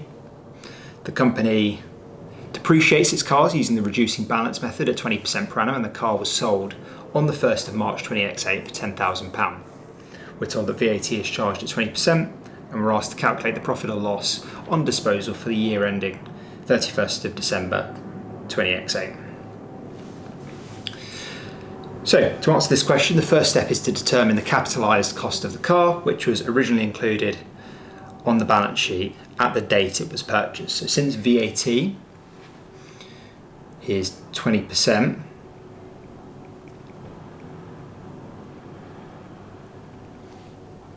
we need to include it in the cost. So £15,000, which is the cost excluding VAT, times by 1 plus 20%, equals £18,000. This is the amount that will be capitalised as an asset in the accounts, because motor vehicles are the one class of asset that must always be recorded in the balance sheet inclusive of VAT. So please remember for your exam, motor vehicles are recorded at their gross cost, which includes VAT, whereas all other non-current assets are recorded net of VAT. Step 2 involves applying reducing balance depreciation. So in the first year of ownership, from 1st of March 20x6 to the 28th of February 20x7, we calculate depreciation as 20% of 18,000, which equals 3,600. That's the annual depreciation amount. Subtracting this, from the original cost of 18,000 gives us a carrying amount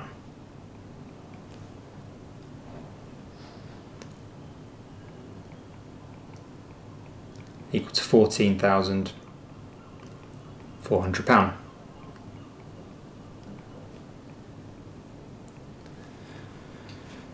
In the second year, from 1st of March 20x7 to the 28th of February 20x8, we again apply 20% reducing balance depreciation rate, but now we apply it to the reduced carrying amount of 14,400, which equals 2,880. So the year 2 carrying amount equals the year 1 carrying amount of 14,400 minus depreciation equals £11,520. That's the carrying amount at the 28th of February 20x8. And then our third step is to calculate the profit or loss on the disposal. So the car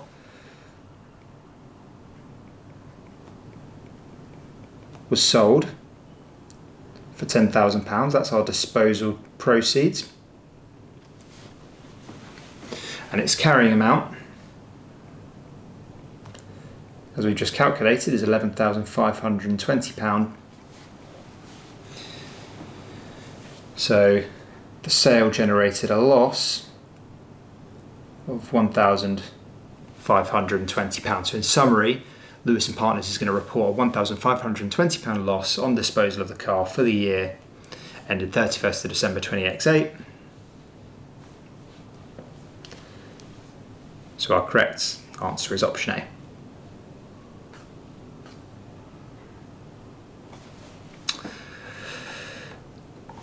Crystal plc is finalising its financial statements for the year end 31st September 20x1. We've been asked to calculate the closing tax payable balance for the company as at that date. So we've been given 3 pieces of important information. First, the opening tax balance payable at the start of the year, i.e. as at 1st of October 20x0, was £56,190. We're told that the tax expense charged in the statement of profit or loss for the year ended 30th September 20x1 was £61,740. And finally, we're told that during the year, Crystal plc paid £63,520 worth of corporation tax to HMRC. And again, we're asked to calculate the closing tax payable balance that's going to appear in Crystal plc's statement of financial position as at the 30th of September 20x1. So to attack this kind of question, I'm going to set up a T account for the tax payable ledger account. On the credit side, we start by inputting the opening balance brought forward of 56,190. That represents last year's unpaid tax liability brought forward into the current accounting period. Also on the credit side of the T account, we need to record this year's tax expense.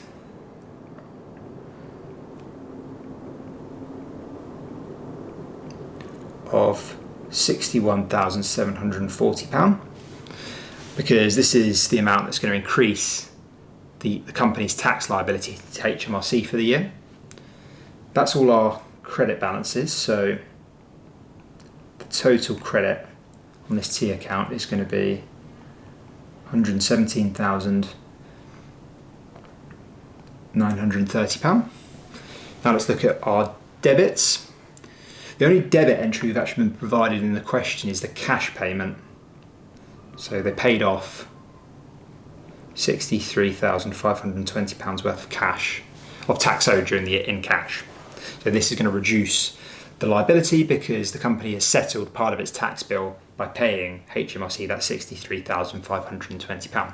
So once we've posted the cash payment, the debit side total 63,520, and the credit side equals 117,930.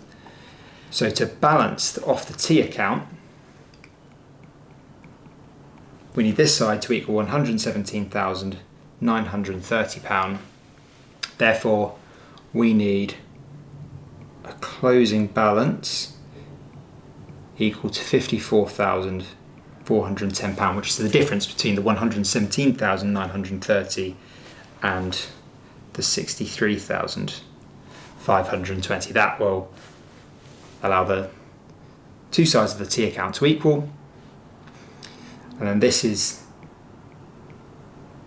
the amount that's brought down to the start of the next accounting period. What this tells us is that on the 30th of September 20X1, Crystal plc hadn't fully settled its tax liability. It has owed amounts outstanding, so the statement of financial position is going to show a closing tax payable balance of £54,410. So the correct answer here is option B. To recap the logic, we started with a brought forward liability balance of 56,190. We needed to add this year's tax expense of 61,740, and we deducted the cash payment made during the year of 63,520, which gave us the closing tax payable of 54,410. That's how we solve this. Let's have a look at a sustainability question now. Which of the following is not an example of a sustainability impact? Our options are A, the destruction of natural habitats and loss of biodiversity resulting from a company's mining operations, B, the emission of greenhouse gases generated through a company's manufacturing and distribution processes, or C, a company's reliance on increasingly scarce raw materials critical to its production cycle, or D, the displacement of local communities due to the construction of new industrial facilities. The correct answer here is C, because a sustainability impact is all about the actual impacts, both positive and negative, that a business's activities have on the environment, on society, and on the economy. Options A, B, and D clearly fit this definition because they describe tangible, direct consequences of a company's actions, habitat destruction, greenhouse gas emissions, displacement of local communities. These are all real-world impacts of a company's activities that can be measured and reported. Option C, however, is a little bit different. It's describing a dependency or a risk, the company's reliance on scarce raw materials, rather than the effect the company's activities have on the wider world.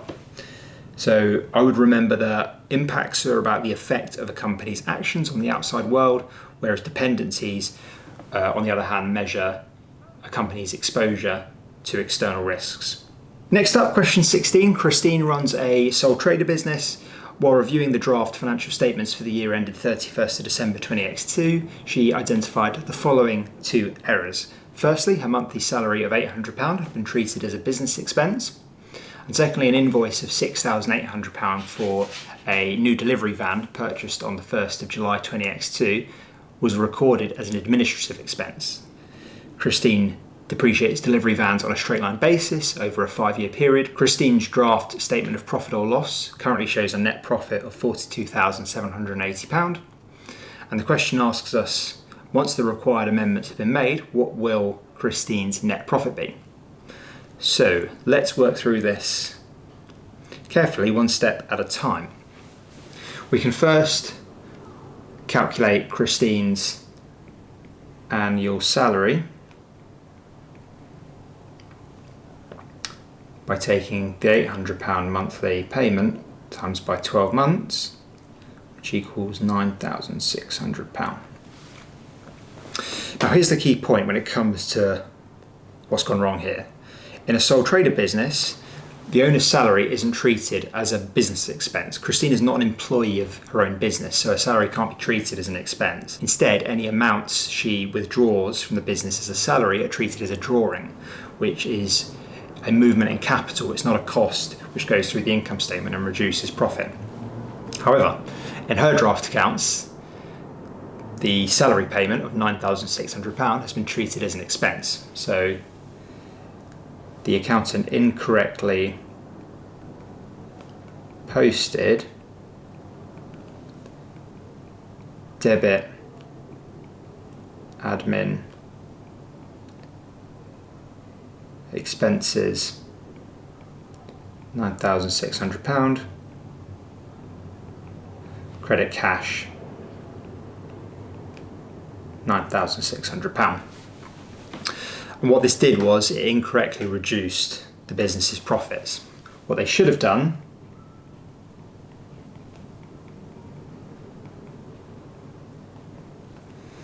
is debit drawings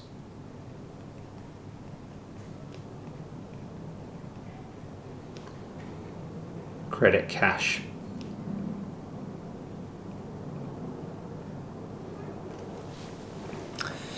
Because this is a reduction in capital, it's not an expense. So the adjustment that's needed is debit drawings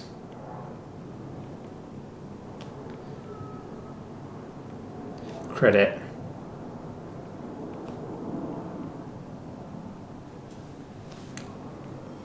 admin expenses.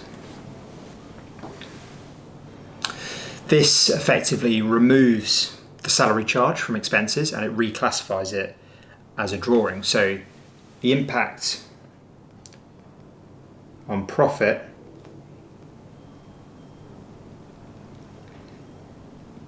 is an increase in profit of £9,600.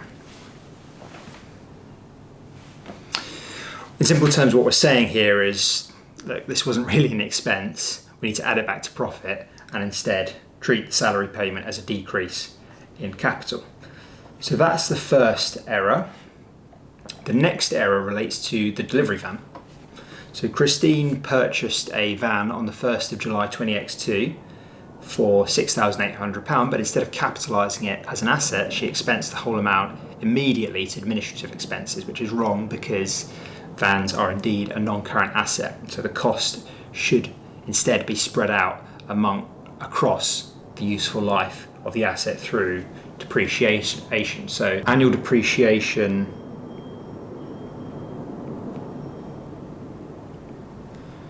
is equal to £6,800, the cost divided by 5 years equals £1,360,000 per year. But since the van was only purchased halfway through the year, we only need to record 6 months worth of depreciation from July to December, which equals 1,360 times by 6/12 equals £680. Now, what was the journal entry that was incorrectly posted by the accountant?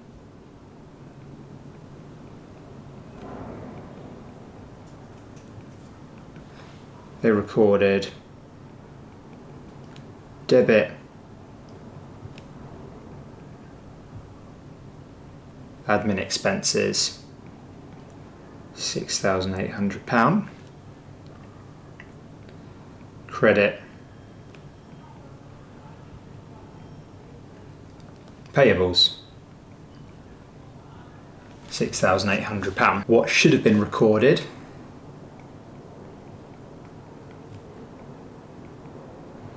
initially was debit van £6,800, credit payables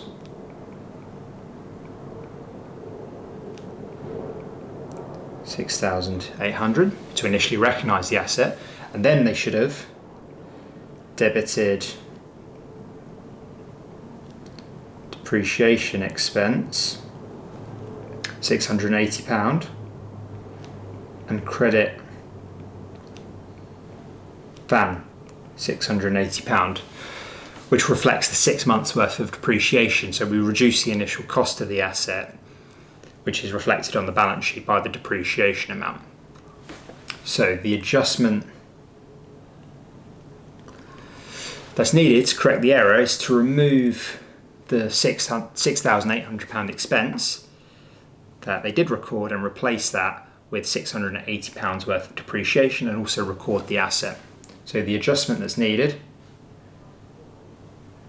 is debit van £6,120, credit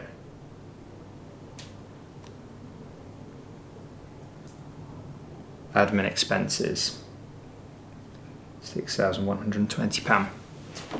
So what this does is it recognises the carrying amount of the van at the end of the year on 31st of December, but it also reduces the administrative expenses by £6,120. So the overall impact of this is an increase of profit of £6,120, because instead of showing the full 6,800 as an expense, we only needed to show 680. The final step in this question is to calculate the revised profit. So we started with a profit number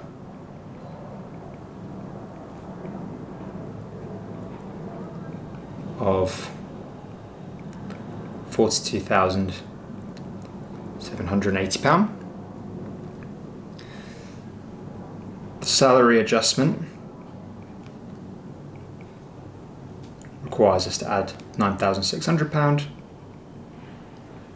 and the van adjustment requires us to add £6,120 back to that profit. So our adjusted profit number is £58,500. So the correct answer to this question is C. Two key takeaways from this. For sole traders, drawings and expenses are not the same thing. Drawings reduce capital, they don't reduce profit. And the second thing is non-current assets like vans always need to be capitalised and then depreciated. You don't expense non-current asset purchases in full when they're purchased. You need to allocate that cost over time by depreciating it. Next question: which of the following transactions should not be included in a company's statement of changes in equity? The options are the issue of redeemable preference shares, dividends paid to ordinary shareholders, losses made during the year, or transfers between reserves. So the correct answer here is A. The statement of changes in equity, or often called the SOCI, is designed to show all of the movements in a company's equity position over the course of a reporting period. So the things you typically see in the SOCI are profit or loss for the year, because this directly affects a company's retained earnings. You see things like dividends paid to equity shareholders, because this again reduces retained earnings. You see transfers between reserves, things like moving amounts from retained earnings to a capital redemption reserve. That's a common example. And finally, things like share issues for ordinary shares or irredeemable preference shares, that typically shows up as well. But redeemable preference shares are different. Under IFRS, redeemable preference shares are classified as liabilities. Not equity, because with redeemable preference shares, the company has a contractual obligation to repay them, which means that their issue affects the liability side of the balance sheet. It doesn't appear on the SOCI. So the key takeaway here is that the SOCI reflects movements in equity, not transactions that create debt obligations like redeemable preference shares.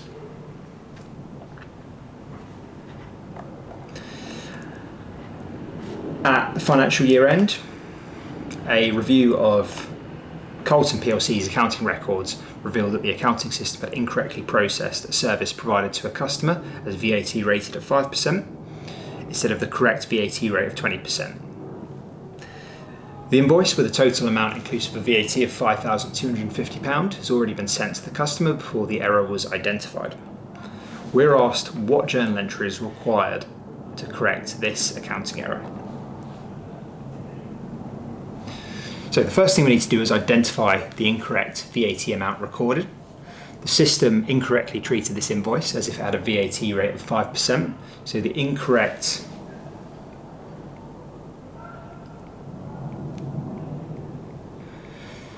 VAT amount included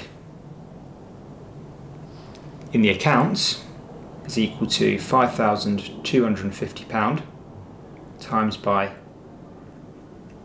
5% over 1 plus 5% equals £250. So the system thought £250 was VAT, and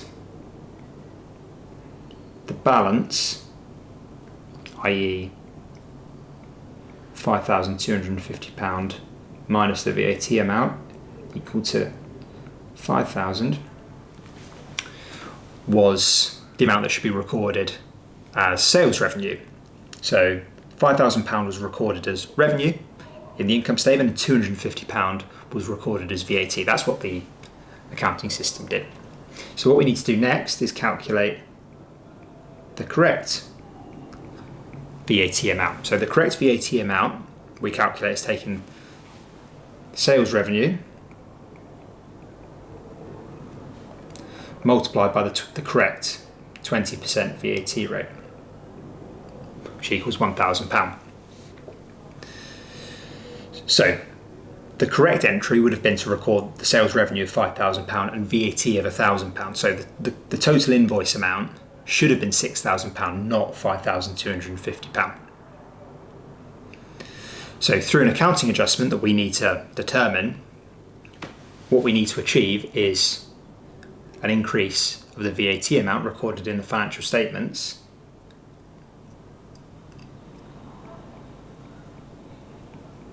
so we need to increase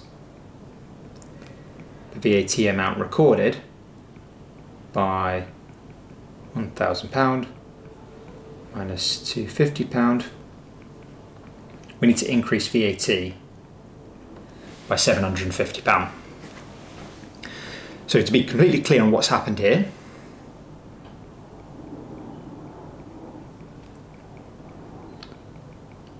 the accountant incorrectly posted the following journal.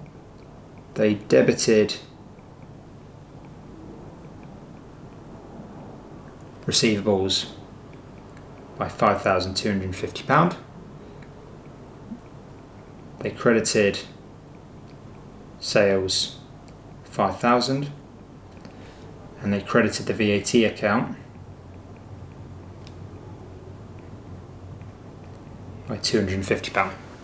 That's what they did wrong. The correct entry would have been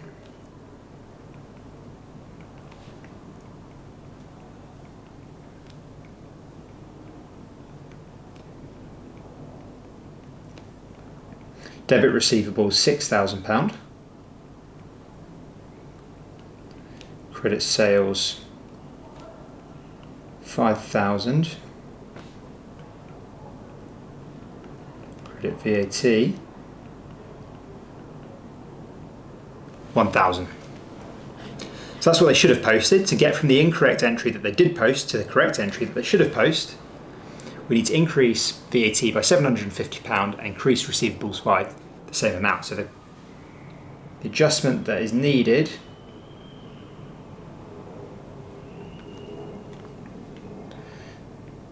is debit receivables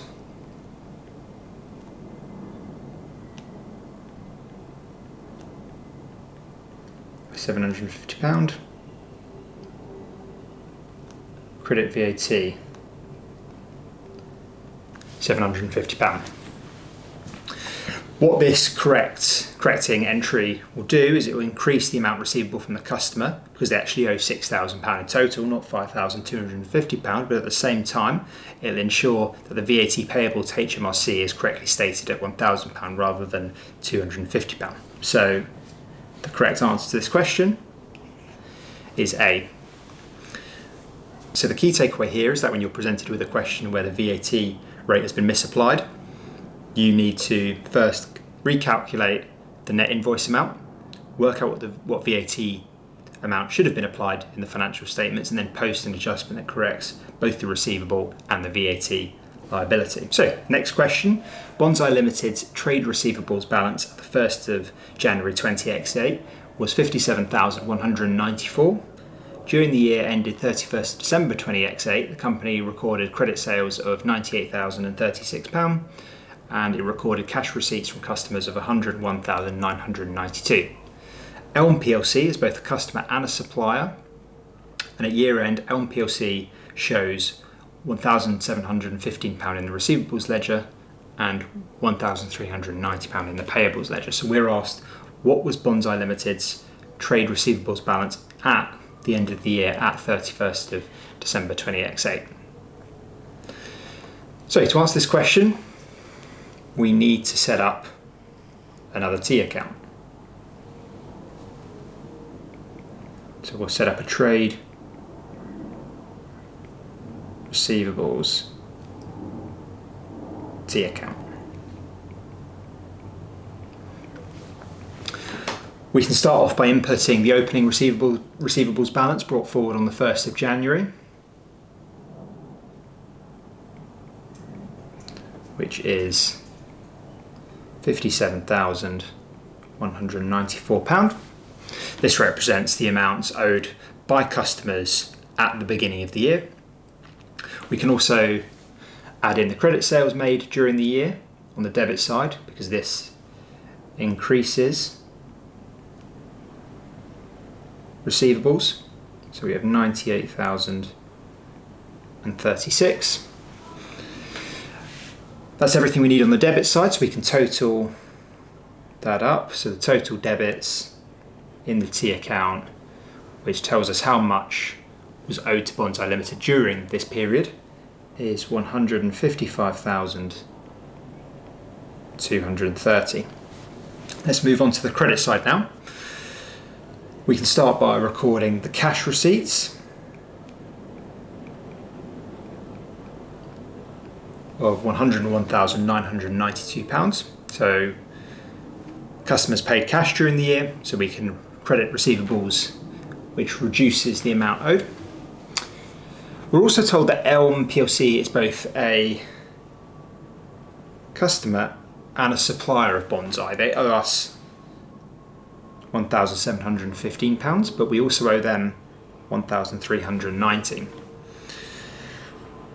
These two balances can be offset or contrad, as it's sometimes referred to. So what that means is we can take the lower of those two balances and we can reduce trade receivables by that amount, so 1,390. So we take the lower of those two balances, and what we're doing is reflecting the fact that part of the receivable is settled by being offset against the payable.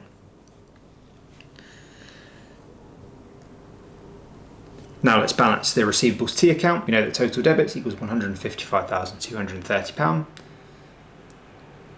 So total credits needs to equal the same amount. So to do that, we need a balance carried down of 51,848. That balance will ensure that the T account has the same total on both sides, so that's the balancing figure that we need. Therefore, the balancing figure carried down to the next period, the start of the next period, is 51,848. That's the closing receivables balance at 31st of December 20x8. So after factoring in all the sales, all cash received, and the offsetting amounts within Elm plc, Bonsai Limited's year-end trade receivables amount is £51,848, which matches option B.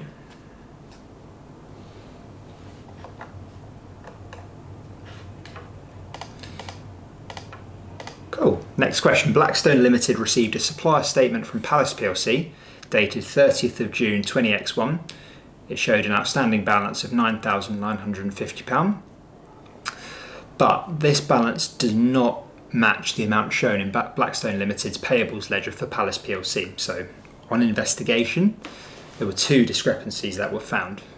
First up, on the 1st of June 20x1, Blackstone returned goods worth £1,110, but the return wasn't recorded on the supplier statement. Secondly, on 25th of June, Blackstone made a bank transfer of £1,800 to Palace. Blackstone expected to take a 10% early settlement discount, whereas Palace didn't expect the discount to be taken up. So our task is to calculate the correct balance in Blackstone's payables ledger as at the 30th of June 20x1. So let's start with our supplier statement balance. We're told that Palace plc's statement shows an outstanding balance of £9,950. The first adjustment we need to make is for the goods returned.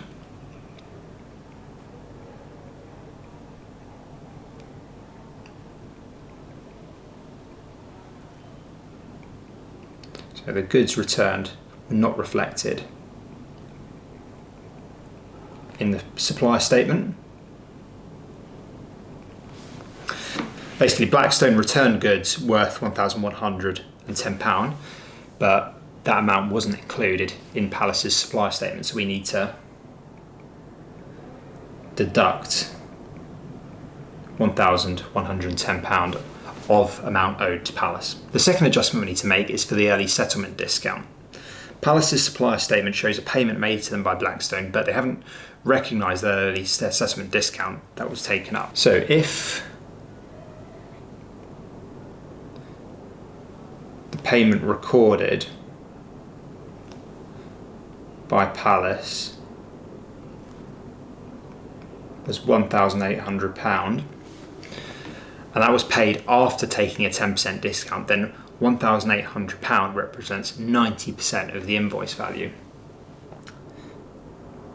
So the original invoice value must equal £1,800 divided by 90%, which equals £2,000.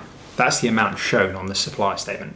The difference between these two numbers is the value of the early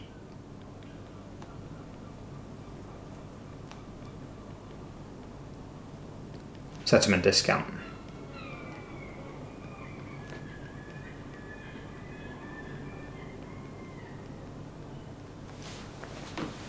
The early settlement discount is £200. Palace haven't reflected that discount in their supplier statement. They've shown the £2,000 balance, not the £1,800 balance. So we need to deduct the difference of £200.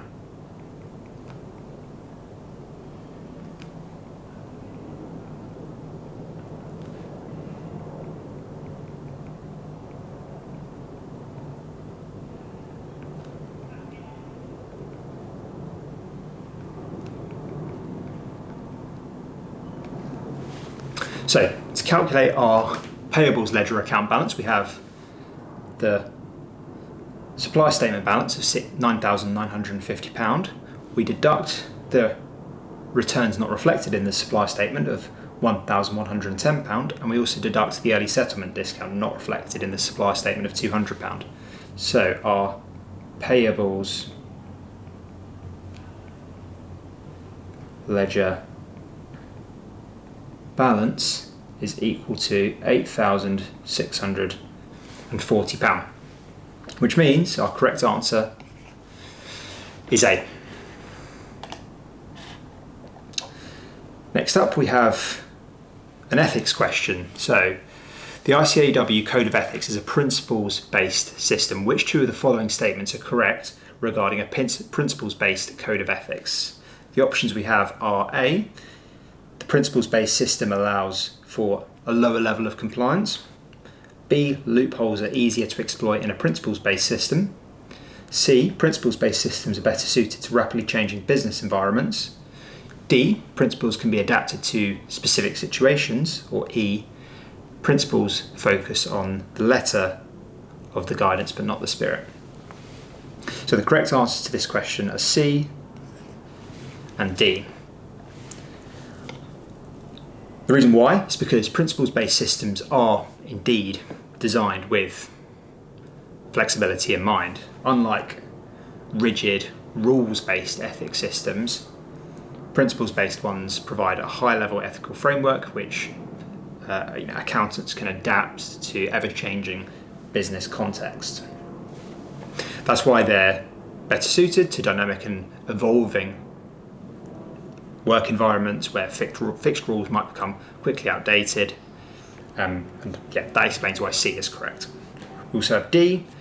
Principles are not meant to be applied mechanically, but instead they provide a framework which professionals can interpret in light of the specific situations that they're facing, which encourages professional judgment and ensures that ethical considerations are applied in a practical but thoughtful way.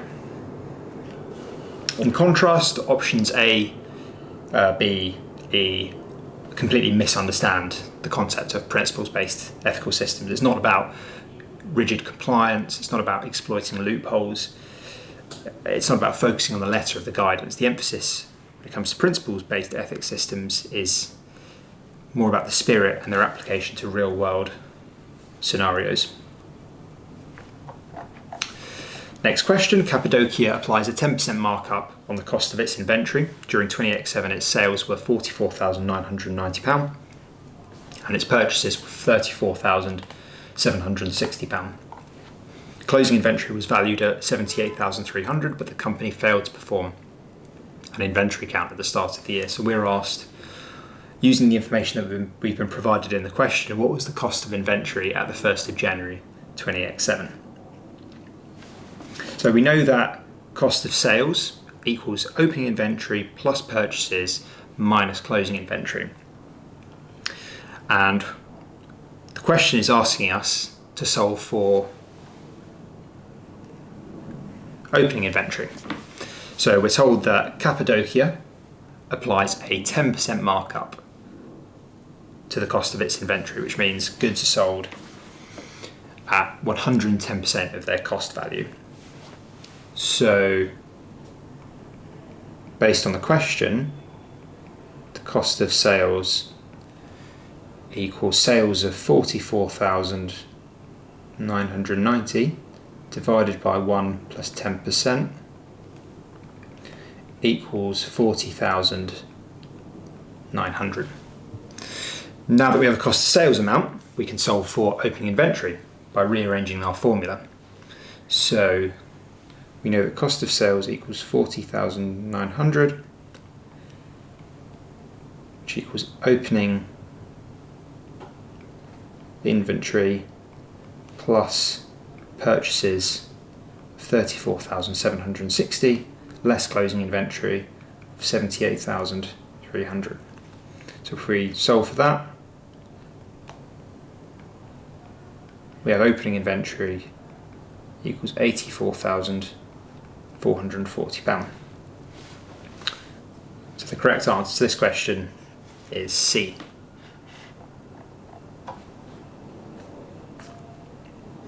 Harrington plc is the subject of an ongoing legal claim for breach of contract from a former supplier. The claim began on the 1st of February 20X4 and remains unresolved as at the 31st of December 20X5. Harrington plc had previously recognised a provision of £520,000 for the claim. However, on the 31st of December, the company's legal advisors, having reviewed recent comparable cases, revised the estimated provision amount down to £495,000. So we're asked, what journal entry does Harrington plc need to post to reflect this revision at the 31st of December 20X5? So remember that a provision is a liability and it has an uncertain amount and uncertain timing. And what you need to know about provisions is that they need to be updated at each reporting date to reflect the current best estimate. So the value needs to be updated at every reporting date. So we know that the original provision was recorded at £520,000, but the revised estimate is now £495,000, which means the provision has been overstated, or was overstated, by £25,000. So if the provision has been overstated, we need to reduce it. But what is the impact of reducing a provision? Well, if a provision is reduced, the liability decreases, so we debit the provision by £25,000. But at the same time, when we reduce the value of a provision, we need to reduce the expense that was previously recorded to support that provision. So that means we need to credit expenses by £25,000. So effectively we're reversing part of the cost that had been charged in an earlier year because the latest legal advice suggests the outflow will be lower. So to summarise, the correcting journal entry that needs to be posted on the 31st of December is debit provision 25,000 and credit expense 25,000, which makes the correct answer to this question B. The original £520,000 provision amount was too high, so we've had to reduce it by £25,000. Maplewood plc presents the following note to its statement of financial position in respect of its PPE as at the 30th of September. So during the year ended 30th of September 20x5, the following transactions occurred. They purchased PPE worth £22,000. They sold or realised proceeds of £20,000 when selling PPE, and they incurred a depreciation charge of £12,000. So we are asked, what was the profit or loss on disposal of PPE during the year? So the first step is to work out the carrying amount of the assets that the business disposed of during the financial year. To do this, we use this formula. We calculate the carrying amount at the end of the year as equal to the carrying amount at the start of the year, plus any additions that are made, less any depreciation charge during the year, and less the carrying amount of any disposals that were made during the year. So we can rearrange this formula to work out the carrying amount of the disposals as equal to carrying amount at the start of the year, less carrying amount at the end of the year, plus the carrying amount of any additions, less any depreciation charge during the year. So to calculate the carrying amount of the disposals, we can plug in the numbers from the question. We have a brought forward carrying amount of 54,000, less a closing carrying amount of 48,000, plus additions of 22,000, less depreciation of 12,000. So we have a disposals carrying amount of £16,000. So the machines that were sold during the year had a carrying amount of £16,000. The second step is to take that carrying amount and calculate the profit or loss on disposal for the year. So we're told that Maplewood received proceeds of £20,000, and we've just calculated the carrying amount to be £16,000. So the profit for the year from disposals is £4,000. So A is the correct answer here.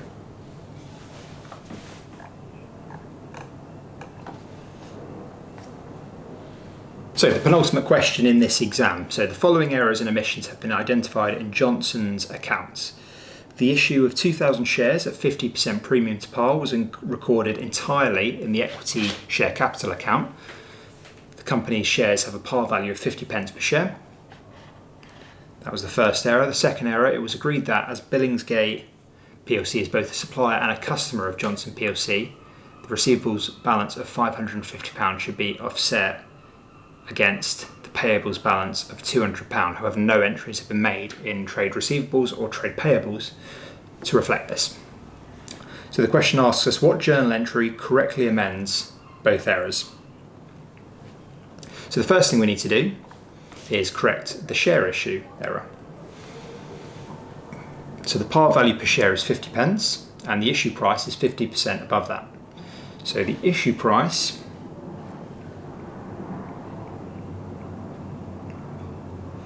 is equal to 50p per share times 1 plus 50% equals 75p per share. The total cash raised from the share issue is going to be 75p per share times by 2,000 shares equals £1,500. And of this, the par value from the issue is that 50p times by 2,000 shares. That's the 1,000, and then the difference, i.e. the premium, the share premium from the issue, is the difference between the amount raised and the par value. So that's going to be £500. Now, what the accountant incorrectly posted here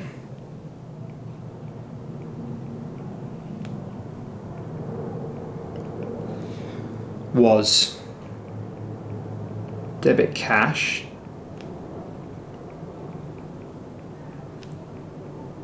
credit share capital 1,500. So the full amount went to share capital. What they should have done was split the share issue between share capital and share premium. So they should have debited cash 1,500, credit share capital 1,000, credit share premium 500. So the adjustment that is needed to reduce the share capital amount and increase the share premium amount is debit share capital £500, credit share premium £500. That's the adjustment that needs to be posted. So that's the first issue dealt with. The second issue involves correcting or adjusting for the contra between receivables and payables. So Johnson PLC owes Billingsgate £200, while Billingsgate owes Johnson £550. So when a company is both a customer and a supplier, the balances can be offset against each other up to the lower of the two amounts. So we contra £200 because that's the lower of the two amounts, and that reduces both receivables and payables. So the journal entry to reflect that is debit payables £200, credit receivables £200. So final step is combine the two adjustments. So we combine these two errors, or the adjustments to these two errors, which gives us debit share capital £500, debit payables £200, credit share premium £500, credit receivables £200. So the aggregate journal entry that corrects both of these errors in once is option C. Right, nearly there. Final question, 26. Kevin Limited has historically been charged £48,000 per annum for its insurance coverage. On the 1st of July 20x5, Kevin Limited's insurance expense account showed an accrual balance of £320. The company pays £3,850 by direct debit on the 28th of each month. From the 1st of February 20x6, the insurer increased the annual premium by 2%, but Kevin Limited did not change its monthly payment. We're asked what accrual amount needs to be included in Kevin Limited's financial statements for the year ended 30th of June 20x6. So the first step to answering this kind of question is to work out the cash actually paid during the period for the insurance. So the cash payment made during the year ending 30th of June 20x6 equals £3,850 because the company paid £3,850 each month for their insurance, times 12 because there are 12 months in the year. So the total cash payments made during the year totals £46,200. Step 2, we need to work out the insurance expense for the year. So we need to split the year into two parts. For the first 7 months, from 1st of July x5 to 1st of Feb x6, the insurance cost annually £48,000. So we need to take 7 months of that, which gives us an insurance cost of £28,000. And for the next 5 months, from 1st of Feb x6 to 1st of July x6, the cost equals 48,000 times by 1 plus 2% times by 5 over 12, because the premium rose by 2% from February onwards. So we take the 48,000, which is the prior year premium, multiply it by 1 plus 2% to reflect the increase in the cost of the premium, and we multiply that by 5 over 12 to reflect the fact that it's 5 months worth of coverage, which gives us 20,400. So total insurance for the year ended 30th of June x6 equals 28,000 plus 20,400 equals 48,400. Last thing we need to do is factor in the opening accrual. So at the start of the year there was an accrual of £328. So that needs to be reversed out as part of this year's movement. So the accrual to be recognised on the balance sheet at the 30th of June x6 is equal to £48,400, which is the expense for the year, less the cash payment made during the year, plus the accrual that had been reversed of £320. That's the opening accrual. So that equals £2,520. That means Kevin Limited still owes £2,520 at year end, and that reflects the fact that the expense is higher than the cash that was actually paid during the year. The accrual will appear as a liability in the balance sheet, and it ensures that the insurance expense in the income statement correctly matches the correct coverage period. So the correct answer to the final question in the exam is D.